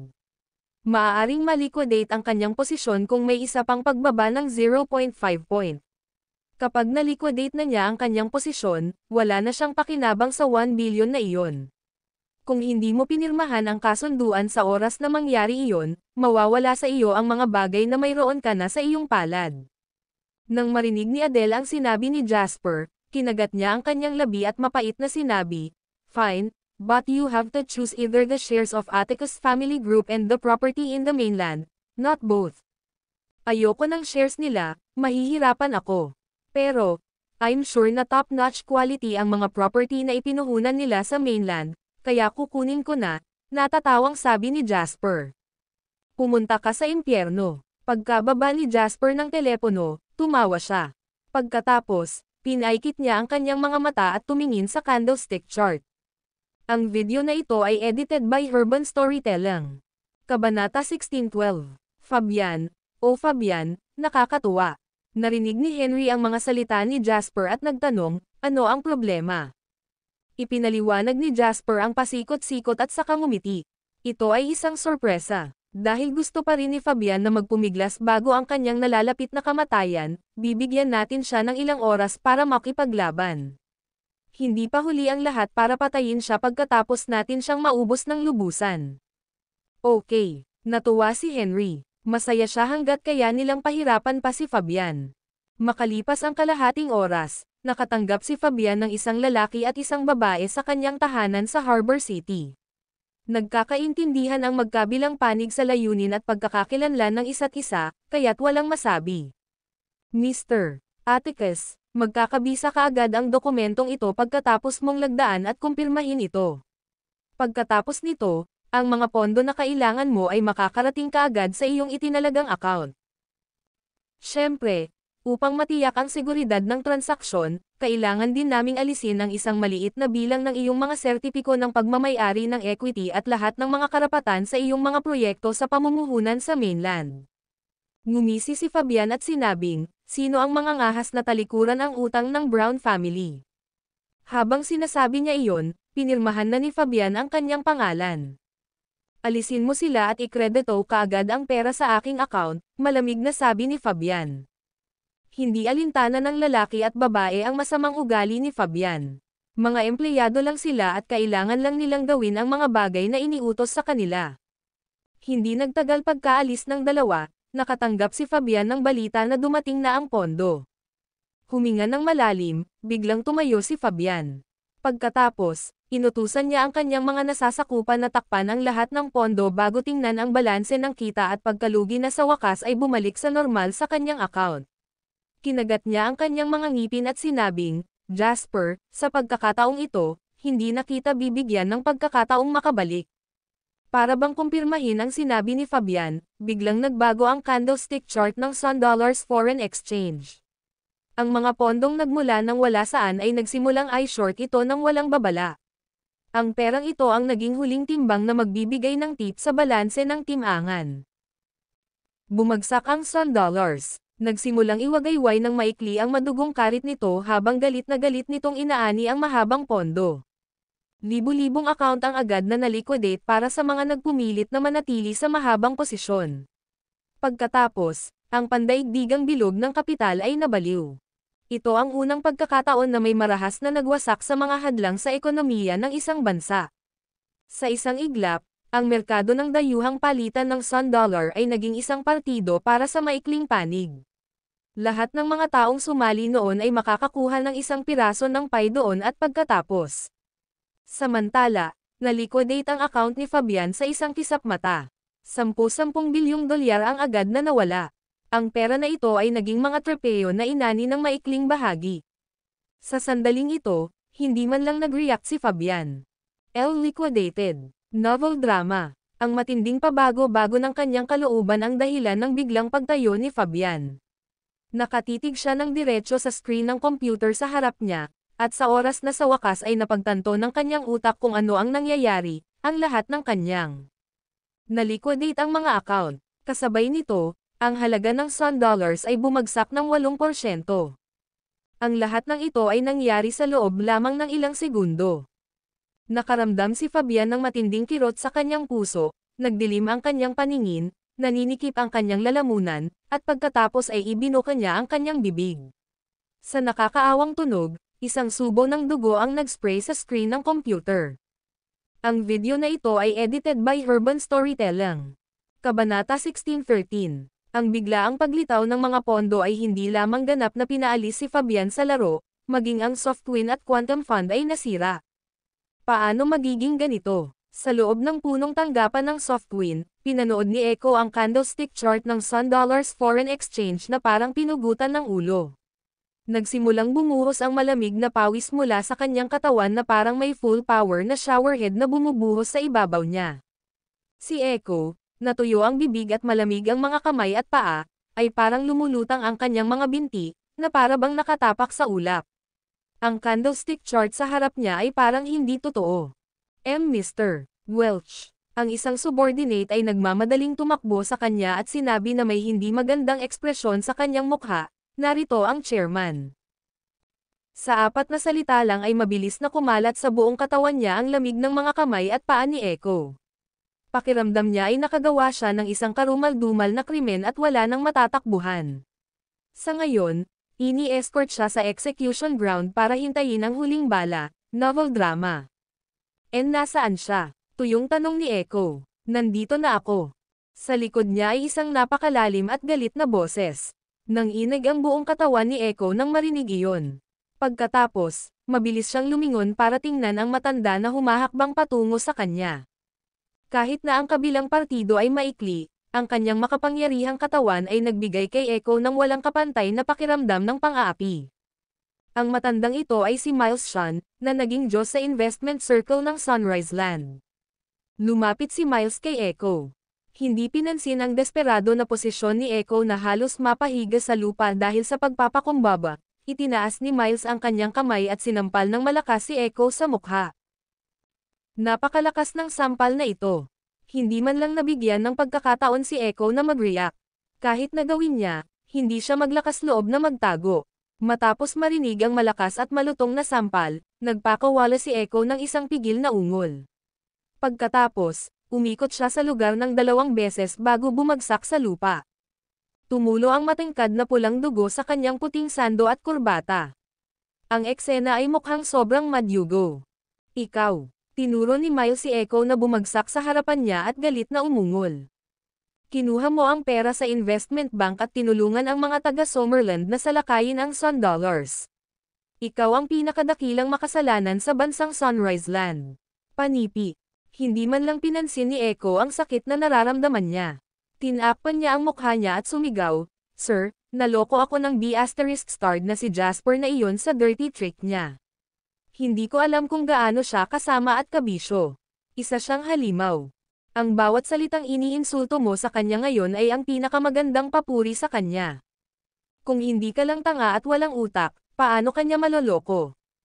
Ang pera ng investment bank ay nagmumula sa lahat ng antas ng pamumuhay sa Sunrise Land, ngunit inaatake mo ang sistema ng pera ng ating sariling bansa gamit ang perang ibinigay nila sa iyo at ipinagkanulo ang tiwala ng Board of Directors. Hayaan mong sabihin ko sa iyo, kung hindi ka mula sa pamilyang trader, kalagkarin ka para lumuhad sa pintuan ng investment bank para humingi ng tawad sa kanila sa pamamagitan ng paglabas ng tiyan. Kahit na, huwag mong isipin na magiging maayos ka. Formal kung inanunsyo na ikaw ay tinanggal sa lahat ng iyong posisyon sa Softwin Investments. Pansamantala kung personal na akuhin ang iyong posisyon. Pagkatapos nito, babalik ka sa sarili mong pamilya para tanggapin ang parusa. Huwag kalimutan, ang kayamanan ng iyong pamilya ay kumakalat sa buong Sunrise Land. Kapag bumagsak ang Sun Dollars, mawawalan ng masama ang iyong pamilya.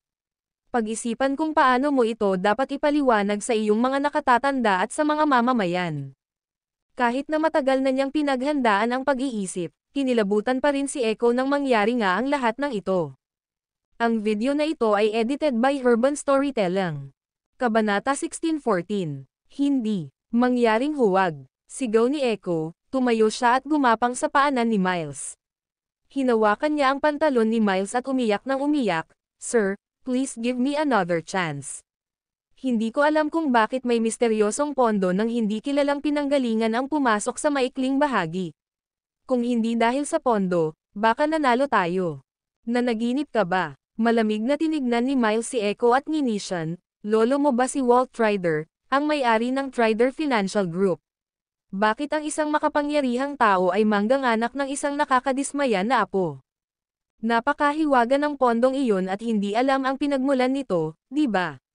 Sasabihin ko sa iyo ngayon na ang pondo ay nagmumula sa Summerland, mula sa sinumpaang Haddock Chamber of Commerce na iyon. Ito ay isang kabuuang 150 bilyong US dollars. Ito ang buong kapangyarihan ng Haddock Chamber of Commerce, ngunit hindi ka nag-react hanggang sa pumasok sila sa merkado. Bakit ko hinayaan ang isang walang kabuluhang tulad mo na humawak sa kapital ni Softwin? Mukhang hindi lang ikaw ang dapat humingi ng tawad. Ngayon, kahit ako kailangan kong humingi ng tawad. Sick off. Itinaas ni Miles ang paa niya at sinipa si Echo. Then, he raised his head and said to the whole team, "From now on, I will personally directed you." Bawat isa, ang sistema ng pera ng ating bansa ay inaatake kung tayo ay mabaygo, lahat ng ating yaman ay masasamsam. Walang maiiwang tubo ang mga bampirang iyon, kaya pakiusap, makipagtulungan ka sa akin. Walang kapares ang prestihiyo ni Miles sa loob ng Softwin. Pagkatapos niyang magsalita, tumayo ang lahat sa team at sumigaw ng pare-pareho, "Yes, sir." Ang exchange rate ng Sun dollars sa US dollars ay 123.7, isa na ngayon. Lahat, bumuo ng defensive line sa exchange rate na 125:1. Siguraduhing hawakan ang hadlang na ito nang hindi bababa sa 30 minuto sa lahat ng gastos. Tiningnan ni Miles ang nakakakilabot na candlestick chart at nakakatakot na data ng transaksyon sa screen. Kahit na sa sandaling ito, naramdaman niya ang isang malalim na pakiramdam ng kawalan ng kapangyarihan mula sa pinakamalalim na bahagi ng kanyang puso. Gaano man kahirap ipagmalaki siya ng outside world, tao lang siya, hindi Diyos. Ngayon, sa foreign exchange market, si Jasper ay ang general ng Summerland Army, habang ang Senador Tel Corporation at Summerland's Haddock Chamber of Commerce ang kanyang mga kinatawan. Ito ang mataas na antas na pangkalahatang ideya. Sa bawat minutong lumilipas at bawat segundo, ang mga institusyon at retail na mamumuhunan mula sa buong mundo ay nakiisa sa snowballing trend na ito, na sabik na kumita ng malaking halaga mula sa Sun dollars exchange rate. Sa makatuwid, ang kanilang kapangyarihan ay lumalaki sa paglipas ng panahon. Sa ganoong sitwasyon, mayroon bang pag-asa na panghawakan ang 125 Sun dollars para sa 1 US dollar mark? Si Miles mismo ay walang ideya. Kumonekta sa video call mula sa Quantum Fund, mataimtim na sabi ni Miles. Hindi nagtagal, konektado ang video. Lumabas ang mukha ni Soros sa screen. Ilang taon na ang nakalilipas, nang ako ay sanhi ng Terra Financial Crisis, nagkita kami at nag-away. Noon, magkaaway tayo. Hindi naman nagulat si Soros sa video request ni Miles kaya diretso itong nagsalita. Ngunit ngayon, sa harap ng mga interes at karaniwang mga kaaway, tayo ay magkakaibigan. Kailangan ko ng tulong mo, sabi ni Miles. Oh, isang karaniwang kaaway. That guy who is less than 30 years old and about the same age of your and my grandchildren, mahinang sabi ni Soros. Hindi nakadepende sa edad ang mga kakayahan. Ang katotohanan na ikaw ang nakikipag-usap sa akin ngayon at hindi si Rogers ay sapat na upang patunayan na siya ay isang malakas na kaaway. Saglit na napatahimik si Soros sa sinabi ni Miles. Sabihin mo sa akin kung saan mo ako kailangan para ipagtanggol ka. Ang 125 na marka, sagot ni Miles. Simple lang ang pakikipag-usap sa matatalinong tao. Pareho silang Diyos sa iisang industriya kaya hindi na kailangan ng kalokohan kapag nag-uusap sila. Ang video na ito ay edited by Urban Storytelling. Kabanata 16:15. Hindi mo kayang hawakan ang 125 point mark. Ang mungkahi ko ay 130. Matapos sumang-ayon na makipagtulungan, agad na ipinakita ni Soros na mayroon silang pinakamatalas na pangamoy at ang pinaka-propesyonal na mga katangian ng pagiging isang financial bigwig. Ako ay si Jasper, tiyak na malalampasan ko ang 125 point mark sa anumang halaga, dahil ang integer point mark ay ang tunay na punto ng suporta. Gagamitin niya ang 125 point mark para subukan ang bottom line sa pagitan ng Sunrise Land, ikaw, at ako. But regardless of the bottom line, in order to give confidence to the institutions and hot money that is following the trend, he have to break through it. Kung determinado tayong ipagtanggol ito, magiging malaki ang ating pagkatalo. Sinabi ito ni Soros habang iminumungkahi na tingnan ni Miles ang data ng trend at dami ng transaksyon sa huling 5 at 15 minuto ng candlestick chart. Sa nakalipas na 15 minuto, pagkatapos na pumasok ang mga pondo mula sa Haddock Chamber of Commerce, pinalakas ni Jasper ang kanyang intensity ng pag-atake. Sa loob lamang ng 10 minuto, nalampasan niya ang 121 at 123 puntos sa isang hininga. Ngayon suriin kung ano ang nangyari sa nakalipas na 5 minuto. Pansinin ang patuloy na pagliit ng dami ng kalakalan. Nangangahulugan ito na binabawasan niya ang kanyang lakas at sinusubukan ang lakas ng mga toro. Kapag nakuha na niya ang data na gusto niya, maglulunsad siya ng isang malawakang pag-atake. Kumunat ang noo ni Miles at sinabing, pero paano kung ma-break niya ang 130-point support level sa isang pagkakataon? Sa kasong iyon, magkakaroon ng avalanche sa mas maraming paraan kaysa sa isa. Ganyan ba kaina ang Sunrise Land? Ang Trader Financial Group ay hindi pa nakakagawa. Malamig na ngumiti si Soros na parang nakikita sa puso ni Miles. Sa ngayon, gusto pa rin ng Trader Financial Group na itago at isave ang kanilang lakas, na pinipili na sa halip ay hayaan ang kabisera ng Estados Unidos na kumilos bilang mga bombero. Sa tingin mo ba makatotohanan ang ganoong plano? Bumantong hininga si Miles at sinabing, "Okay, I agree with your plan." Matapos tapusin ang video connection ay sinulyapan ni Miles si Echo na nakaupo sa sulok na may dugo at luha sa mukha. Naiinis niyang sabi, "Bakit nandito pa ang bagay na ito? Sabihin mo sa kanya na magwala." Agad namang sumugod ang ilang malalaking lalaking nakaitim at kinaladkad palabas si Echo. Sa sandaling ito, nakatanggap si Miles ng isang top secret na tawag. "Ito si Miles Sean," seryosong sabi ni Miles pagkatapos niyang pumasok sa isang bakanteng kwarto. "Mr. Sean, kumusta ang sitwasyon ngayon?" Sa kabilang dulo ng telepono ay ang bahagyang pagod na boses ng isang matanda. "Hindi masyado maganda. Sa kasalukuyan, kami ay nasa ilalim ng matinding pressure. Ang mga oso ay naglalayon na itoon ang kanilang mga pagsisikap na maarap ang 130 puntos na antas ng suporta. Gayunpaman, ang magandang balita ay naabot ko ang isang kasunduan kay Soros.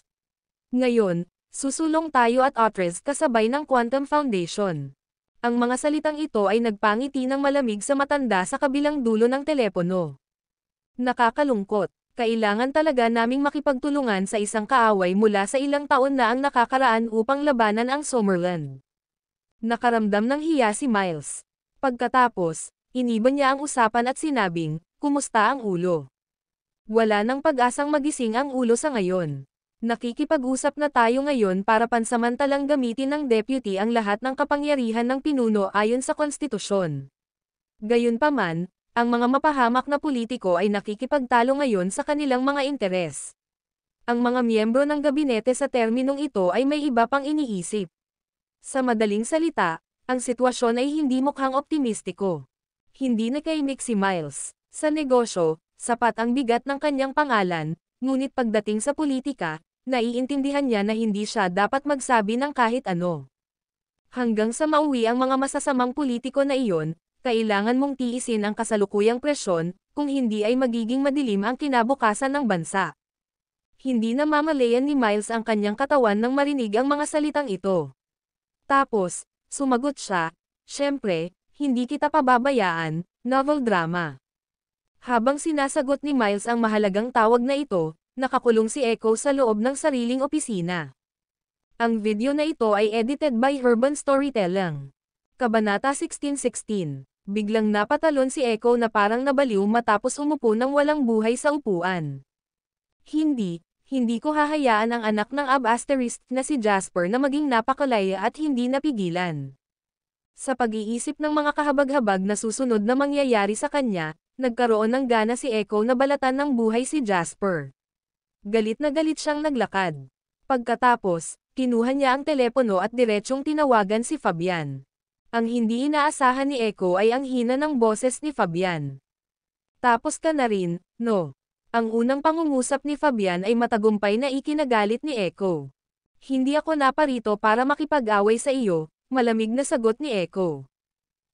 Napangisi si Fabian at sinabing, "Ano ang sinabi mo noong kailangan ko ang iyong tulong noon?" Pinigil ni Echo ang galit at sinabing, Mr. Atticus, ngayon ikaw at ako ay itinulak sa isang patay na dulo. Ngayon lang ako na-relieve sa lahat ng tungkulin. Kaya, dapat nating gawin ang ating huling paninindigan. Hehe, wala ka ng kapangyarihan ngayon at nasa ospital pa ako. Ano pa ang magagawa natin? Malamig na sabi ni Fabian. Isang malamig na kislap ang sumilay sa mga mata ni Echo. Kinagat niya ang kanyang mga ngipin at sinabing, well, maaari tayong gumamit ng matinding pamamaraan para mawala si Jasper sa mundong ito. Matagal na walang reply mula sa side ni Fabian nang sabihin ito ni Echo. Pagkatapos, narinig ni Echo na nagtanong si Fabian sa malupit na tono, baliw ka ba? Sino si Jasper at ano ang status niya? Sa tingin mo, magkakaroon ba tayo ng magandang wakas kung kikilos tayo laban sa kanya? Galit na sabi ni Echo, good ending. Sa palagay mo ba ay posibleng mas masahol pa ang mangyayari sa atin ngayong umabot na sa ganito? Hindi nakaimik si Fabian nang sabihin ito ni Echo. Hindi ganoon kadali ang pagpatay sa kanya. Napakalakas ng katabi niyang si Julian Logger. Nang marinig ito, alam ni Echo na naiintriga pa rin si Fabian, novel drama. Malungkot niyang sabi, so what? Kahit sino ay maaaring ibagsak ng bala. Hanggat pumayag ka, ikaw at ako ay maaaring pumunta at kumuha ng isang tao para sa trabaho. Napakaraming desperado sa mundong ito, at hindi ako naniniwala na si Jasper ay hindi masisira. Huminga ng malalim si Fabian at sumagot sa malalim na boses, ang ganitong bagay ay talagang imposibleng gawin sa Summerland. Ayon sa impormasyong nakuha ko, pinapahalagahan ng Swallow Capital si Jasper at maaaring magpadala ng isang tao upang protektahan siya ng palihim. Kung gagawin ito sa Summerland, natatakot ako na bago gumawa ng anuman ang kinukuha natin, sila ay aalagaan ng gobyerno ng Summerland. Pagkatapos ay humanap ng pagkakataon para makaalis si Jasper sa bansa. Sa pagkakaalam ko, nagsanla siya ng malaking halaga ng ginto sa Sunrise Land Central Bank. Kung may magkaproblema sa batch ng ginto na ito, sa palagay mo ba ay darating si Jasper at aayusin ito mismo? Ngumisi si Echo. Pakiramdam ni Fabian ay namamanhid ang kanyang anit. Hindi natin pwedeng madaliin ito. Hayaan akong mag-isip tungkol sa iba pang mas mahusay na paraan. Masyadong matalino at tuso si Jasper. Ang isang maliit na kapintasan ay maaaring alertuhan siya, kaya mayroon lamang isang pagkakataon para sa amin. Dapat mong hintayin ang tawag ko. Malamig na sagot ni Echo, do it as soon as possible. Hindi na ako makapaghintay ng matagal, malapit na akong matapos. Pero bago iyon, mamamatay lang ako sa kapayapaan kapag nakita kong nauna si Jasper sa akin. Loko ka, nagmura si Fabian habang binababa ang tawag. Gayunpaman, sa kanyang mga mata ay bakas ang pananabik. Ang video na ito ay edited by Urban Storytelling. Kabanata 16-17, Mr. Lane, nalampasan na natin ang 125 point mark. Naglabas si Jake ng nasa sabik na palakpakan na kanina pa niya pinipigilan, na nagpapasaya sa lahat ng miyembro ng team ng Norritos City Trading Center. Bagamat pagod na silang lahat, natuwa sila nang tumangala sila at nakita ang maluwalhating resulta ng kanilang napakagandang paglilingkod. Ibinagsak nila ang palitan ng Sun Dollars ng Sunrise Land, ang pangalawang pang-ekonomiyang kapangyarihan sa mundo, at lahat sila ay nag-ambag dito. Ang pakiramdam na ito na nakatayo sa gitna ng pandaigdigang bagyong pang-ekonomiya at nakakagambala sa pandaigdigang sitwasyon ay sapat na upang gawin ng sinuman, lalo na ang mga lalaki, na malasing at mabigani. Nakalusot na tayo. Mukhang hindi masaya si Jasper. Bahagya pa siyang nakasimangot. Lumapit siya kay Jake at sinimulang tingnan ang lahat ng data ng transaksyon. Mukhang alam ni Jake kung ano ang iniisip ni Jasper at tuwang-tuwang sinabi nito, hindi ito nakakagulat, Mr. Lane. Sa kooperasyon ng Senador Tel at sa hindi inaasahang pag-iniksyon ng kapital ng Haddock Chamber of Commerce, hindi pa banggitin na ang pangunahing puwersa ng kapital sa merkado na lahat ay sumusunod sa amin upang magbenta ng maikli, inaasahan lamang na ang Sunrise Land ay nahuli at hindi nakapagtanggol. Ganun ba? Napatingin si Jasper sa lawa at nagtanong. Medyo natarante si Jake matapos siyang tingnan ni Jasper at itanong sa kanya iyon. Hindi ba? Maingat na tanong ni Jake. Siyempre hindi. Sinaman ng tingin ni Jasper si Jake. Tila nahihilo ang taong ito sa sunod-sunod na tagumpay. Kaya, kinailangan siyang ibalik ni Jasper sa realidad, novel drama. Ang Sunrise Land ay ang pangalawang pinakamalaking maunlad na bansa sa mundo sa usapin ng economic output. Napakadali bang sirain ang sistemang pang-ekonomiya ng naturang bansa? Kahit na tayo ay sumusulong ng may hindi malulutas na puwersa, sa sandaling magsimulang gumana ang Sunrise Land, kasama ang mga opisyal na dokumento, ang kooperasyon ng pribadong kapital, at maging ang Sunrise Land Central Bank, itong magandang panaginip na tila namumulaklak ay agad na masisira. Maaaring kami ay mukhang malakas, ngunit sa katunayan, ang mga pondo sa aming pagtatapon ay hindi lalampas sa 500 bilyong US dollars. Kabilang sa kanila, direkta naming kinokontrol ang mas mababa sa 200 bilyong US dollars. Karamihan sa puwersa ay binubuo ng mainit na pera at mga institusyon na sumusunod sa atin upang kumita ng kayamanan. Ang kanilang kabuuang kapital ay lumampas sa 1 trilyong US dollars, ngunit ang 1 trilyong US dollar na ito ay agad na aalis sa atin at atres kapag nagkaroon ng problema. Kung ibibilang mo itong mainit na pera at institutional na pera bilang sarili naming lakas, kapag nakatagpo kami ng isang mahalagang punto ng suporta, na magsasad ng depensibong determinasyon ng Sunrise Land para sa Sun Dollars, ang mainit na pera at mga institusyon ay magsisimulang umatras kapag nagsimula na ang tug of war, at tayo ang kukubkuban, papatayin, at lansagin. Namutla si Jake sa sinabi ni Jasper. Kung gayon, nasaan ang pangunahing punto ng suporta? Tanong ni Jake na nanunuyo ang bibig. Akala ko magkakaroon ng malakas na resistensya sa 125, ngunit ang pagtutol dito ay matatagalan pa rin. Ngayon, ang aming maikling bahagi ay malakas, na ginagawang ito ang pinakamahusay na oras upang kabkuban at pandarambong habang hawak namin ang pinakamalaking momentum. Kahit na bumuo ng depensa ang Softwind at Sunrise Land sa 125, mayroon akong malaking katiyakan at kumpiyansa na maa-penetrate namin ito. Ngunit ngayon tila ang puntong ito ay talagang nasa 130. Ang video na ito ay edited by Urban Storytelling. Kabanata 16-18. Bahagyang ipinikit ni Jasper ang kanyang mga mata at nakita niya na ang presyo ng foreign exchange rate ay tumalon sa 126.6 sa oras na ito. Hindi mabilang na mga pagbabawas at kalkulasyon ang kanyang ginagawa sa kanyang puso habang ang hindi mabilang na mga posibilidad ay kumikislap at nagbanggaan sa kanyang isipan. Sa wakas, nakaisip siya ng ilang mga estratehiya na maaaring ipatupad. Ang oras ay hindi maghihintay para sa sinuman, at walang gaanong oras na natitira para kay Jasper upang isaalang-alang at timbangin ang mga kalamangan at kahinaan ng bawat desisyon. Kaya naman, direktang inilabas niya ang utos. Mag-issue ng isang Investor Memorandum of Understanding sa pangalan ng JW Foundation. Draft mo agad. Nanginginig si Jake at nagmamadaling may tinawag. Agad na tumakbo ang isang senior secretary at magalang na hinintay na magsalita si Jasper. Dahil sa pambansang kondisyon ng Sunrise Land, labis na maluwag na patakaran sa pananalapi, at mataas na kabuoang utang sa lipunan, naniniwala ang JW Foundation na hindi na masusuportahan ng Sun Dollars ang kasalukuyang halaga ng palitan. Ang JW Foundation ay opisyal na nag-anunsyo ng short sa Sun Dollars. Sa maikling panahon na ito, malugod na tinatanggap ng JW Foundation ang pag-follow up ng mga pondo mula sa lahat ng antas ng pamumuhay mula sa buong mundo.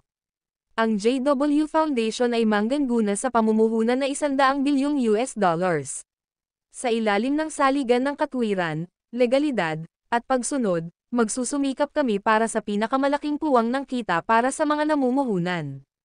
Nang matapos magsalita si Jasper, na-draft na ng senior secretary ang text. Pagkatapos ng mabilis na pag-ikot nito, pinirmahan ito ni Jasper at sinabing, pumunta ka at i-publish ito. Sa sandaling nag-anunsyo ang senior secretary, lumingon si Jasper at sinabi kay Jake, alam mo ba kung sino ang pinaka-nakasisilaw at matagumpay na mga tao sa Capital Circle? Taos-pusong sinabi ni Jake, naranasan nila ang hindi mabilang na mga laban at maaaring nabigo, ngunit halos lahat ng kanilang buhay ay ganap na tagumpay. Bilang karagdagan, dapat na lumahok sila sa higit sa isang pangunahing pandaigdigang kaganapan sa pananalapi at maaaring isa pa nga sa mga nangunguna dito. Ang sinasabi mo sa akin ay galing sa textbook. Ang gusto kong sabihin sa iyo ay ang mga taong ito ang kadalasang pinakamatagumpay at pinakakasuklam-suklam na nilalang doon. Sinisira ng langit ang mga hindi tumitingin sa kanilang sarili. Sila ang may kakayahang magbigay kahulugan nito ng malinaw. Itinuro ni Jasper ang kanyang ilong at sinabing, "Ngayon, ako ay magiging isang taong mas gugustuhin kung mali ang mundo kaysa hayaan ang sino man na mali ako." Matapos ilabas ang anunsyo ng JW Foundation, ang dati ng komplikado at magulong sitwasyon sa pananalapi ay naging mas hindi mahuhulaan. Hindi alam kung ilang tao ang unang nakakita ng memo na ito, ngunit mabilis itong kumalat. Hindi man lang alam ng mga ordinaryong tao na ang isang armas sa antas ng nuclear na bomba ay sumabog sa pandaigdigang komunidad ng pananalapi. Ito ang kauna-unahang opisyal na panlabas na aktibidad ng negosyo mula noong itatag ang JW Foundation, at ito ay nakadirekta sa matalim na pagbaba ng Sun Dollars. Akala naming lahat na ang JW Foundation ay isang sandata na inihanda ni Jasper para labanan ang Wall Street sa Summerland Capital, ngunit hindi namin inaasahan na tatama ito sa Sun Dollars. Ang JW Foundation ay isang benchmark na hedge fund na nagtatarget sa modernisasyon at globalisasyon ng Summerland Capital, na nangangahulugan na ang Summerland Capital ay may sapat na kapangyarihan upang makapasok sa internasyonal na arena. Gayunpaman, pinili nito ang Sun Dollars sa unang laban nito. Talaga bang magandang pagpipilian iyon? Novel drama. Tumugon ang iba't ibang media sa pananalapi sa balita, kabilang ang espesyal na komentaryo ng isang komentarista sa politika at ang host ng balita, na mainit na tinatalakay ang bagay na ito. Ang JW Foundation ay isang bagong tatag na pondo ng venture capital, at wala itong mga nakaraang maluwalhating tagumpay. Sa mga tuntunin ng dami, maaari lamang itong ituring bilang isang midstream na pondo kahit nasa Wall Street, pabayaan sa isang pandaigdigang saklaw. Ayon sa sentido komon, hindi gaanong bibigyan ng pansin ng financial media ang naturang pundasyon. Gayunpaman, si Jasper ang boss nito, at si Jasper ang taong kayang talunin ang Dow Jones Index ng mag-isa. Habang tinatalakay pa ng financial media ang epekto ng pagpapalabas ng memo na ito, agad na tumugon ang pandaigdigang kapital. Mas maraming uhaw sa dugo na peteng ang naakit sa memo na ito, at nagsimula silang kumagat sa nanginginig na dayuhang palitan ng Sun Dollars. Ang video na ito ay edited by Urban Storytelling. Kabanata 1619. Ang dahilan kung bakit inilabas ni Jasper ang Memorandum of Understanding na ito ay upang makaakit ng mas mainit na pera at mga institusyon na lumahok sa labanang ito. Ang kanyang layunin ay nakamit din sa maikling panahon. Ang pinakaimportante daw sa finance ay efficiency. Ang oras ay pera. Ito ay isang kilalang kasabihan sa industriyang ito, at tila tama talaga ang pangungusap na ito. Tiningnan ni Jasper ang pagtaas ng dami ng transaksyon at ang mabagal na pagbaba ng palitan ng Sun Dollars. Tapos, ngumiti siya kay Jake sa tabi niya. "Ano ang gagawin natin ngayon?" tanong ni Jake. "Ipunan ang iyong momentum at masira ang 130 puntos, mataimtim na sabi ni Jasper, novel drama. Sa utos na ito mula kay Jasper, ang daan-daang bilyong dolyar na pondo ay nagsimulang gamulong. Sa sandaling ito, umabot sa nakakatakot na 2 trilyong US dollar ang short-selling funds kasunod ni Jasper. Ang pera ay nagmula sa hindi mabilang na mga mamumuhunan at mga account mula sa buong mundo. Lahat sila ay dumating na may isang layunin, na mag-ukit ng Sun Dollars. Pagkalipas ng 5 minuto, bumaba ang palitan ng Sun Dollars sa ibaba 128 sa unang pagkakataon, 1 puntos na lang ang layo mula sa makasaysayang mababang. Ang huling beses na naabot ng palitan ng Sun Dollars ang presyong ito ay bago ang paglagda sa Plaza Accord. Sa sandaling ito, habang nakatayo siya sa itaas na palapag ng Softwin headquarters sa Eastern Capital, si Miles ay nakatitig sa screen. Ang batang ito sa Summerland ay isang hindi matiis na bully. Hinampas ni Miles ang kanyang kamay sa malaking mesa at umungal, ang ekonomiya ng Sunrise Land ay hindi dapat nakawan ng grupong ito ng mga bandido. Ito ang magiging kahihiyan ng ating bansa at ng bansang ito. Isang lalaking nakaitim na suot na may macelan na ekspresyon ang tumayo at sinabing may seryosong mukha. Naglabas si Jasper ng Memorandum of Understanding, na nananawagan ng mainit na pera para sabay na pumasok sa merkado ng palitan ng Sun Dollars. Napakahirap para sa amin na labanan ang ganoong kalakas na pressure. Kailangan, kahit mahirap, ngayon, ang deputy head ang gaganap bilang pansamantalang pinuno. Kailangan lang nating bumili ng kaunting oras. Nagnganga ang ngipin ni Miles. Siyempre, naiintindihan niya ang sinasabi ng lalaki, ngunit nang umabot sa kritikal na punto ang mga bagay, kinailangan ni Softwin na lutasin ang gulo na sila mismo ang nagdulot. Kung hindi, kahit na lumipas ang krisis sa Sun Dollars, hindi makakaligtas ang Softwin sa sarili nitong krisis.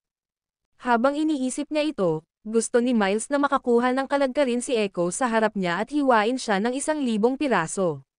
Kung hindi dahil sa idiot na ito, hindi malalagay si Softwin sa ganitong sitwasyon. Sir, si Soros ay nasa telepono. Lumapit ang assistant kay Miles at mamulong. Kumaway si Miles at pinaalis ang lahat bago sinagot ang telepono. Hindi ko mapigilan. Ang unang pangungusap ni Soros ay nagpabagsak sa mukha ni Miles. Ngunit sinabi mo na maaari mong pigilan siya sa 130 puntos. Sabi ni Miles na may pigil na galit. Gago ka ba? Ngumisi si Soros at sinabi sa inis na tono, na overdraw na ni Jasper ang kanyang susunod na lakas at umapela na tumagos ng 130 puntos. Mabangis ang paningin ng batang ito, at ang kalupitan ng kanyang mga pamamaraan ay nakakaramdam ako ng banta. Minaliit namin siyang lahat. Dapat tayong gumamit ng kaunting lakas para lumaban at hamarang sa 125 puntos, ngunit hindi. Nakita iyon ni Jasper at napagtanto na ang aming psikolohikal na punto ay nasa 130 puntos. Sa pagtatapos ng araw, nang makita niyang kahit si Soros ay kaya lang umatras, hindi niya maiwasang magtanong, ano ang dapat kong gawin? Umatras na kami sa gilid ng bangin, wala nang pag-asa ngayon. Huwag kang mag-alala, may plano ako. Alam mo ba kung ano ang honeypot? Tumawa si Soros. Pagdating sa investment, maaaring kalaban niya si Miles, ang Diyos ng pamumuhunan sa Sunrise Land, ngunit pagdating sa hedge funds, isa siya sa pinakamahusay sa mundo. Decoy trap lang yan. Ano ang gusto ni Jasper at ng mga hot money agency? Kita. At ibibigay natin sa kanila. Sa 130 point mark, mag-iiwan tayo ng $300 billion para labanan nila. Pagkatapos nilang matapos ito, tiyak na malalampasan nila ang 135. Maraming oras ang lilipas bago ito mangyari. Ang pamahalaan ng Sunrise Land ay magkakaroon sana ng sapat na oras upang hayaan ang sentral na bangko na gumamit ng mga reserbang palitan ng dayuhan upang makapasok sa merkado upang palibutan at sugpuin ang pangunahing pondo ni Jasper. Pagkatapos, maaari silang gumawa ng anunsyo. Pagkasabi no ni Soros, may lightbulb moment si Miles. Sa sandaling ito, naliwanagan siya. Gayunpaman, hindi ganoon kadali ang desisyong ito. Ang $300 bilyong ay sapat na upang malunod ang lahat ng Softwin, sabi ni Miles.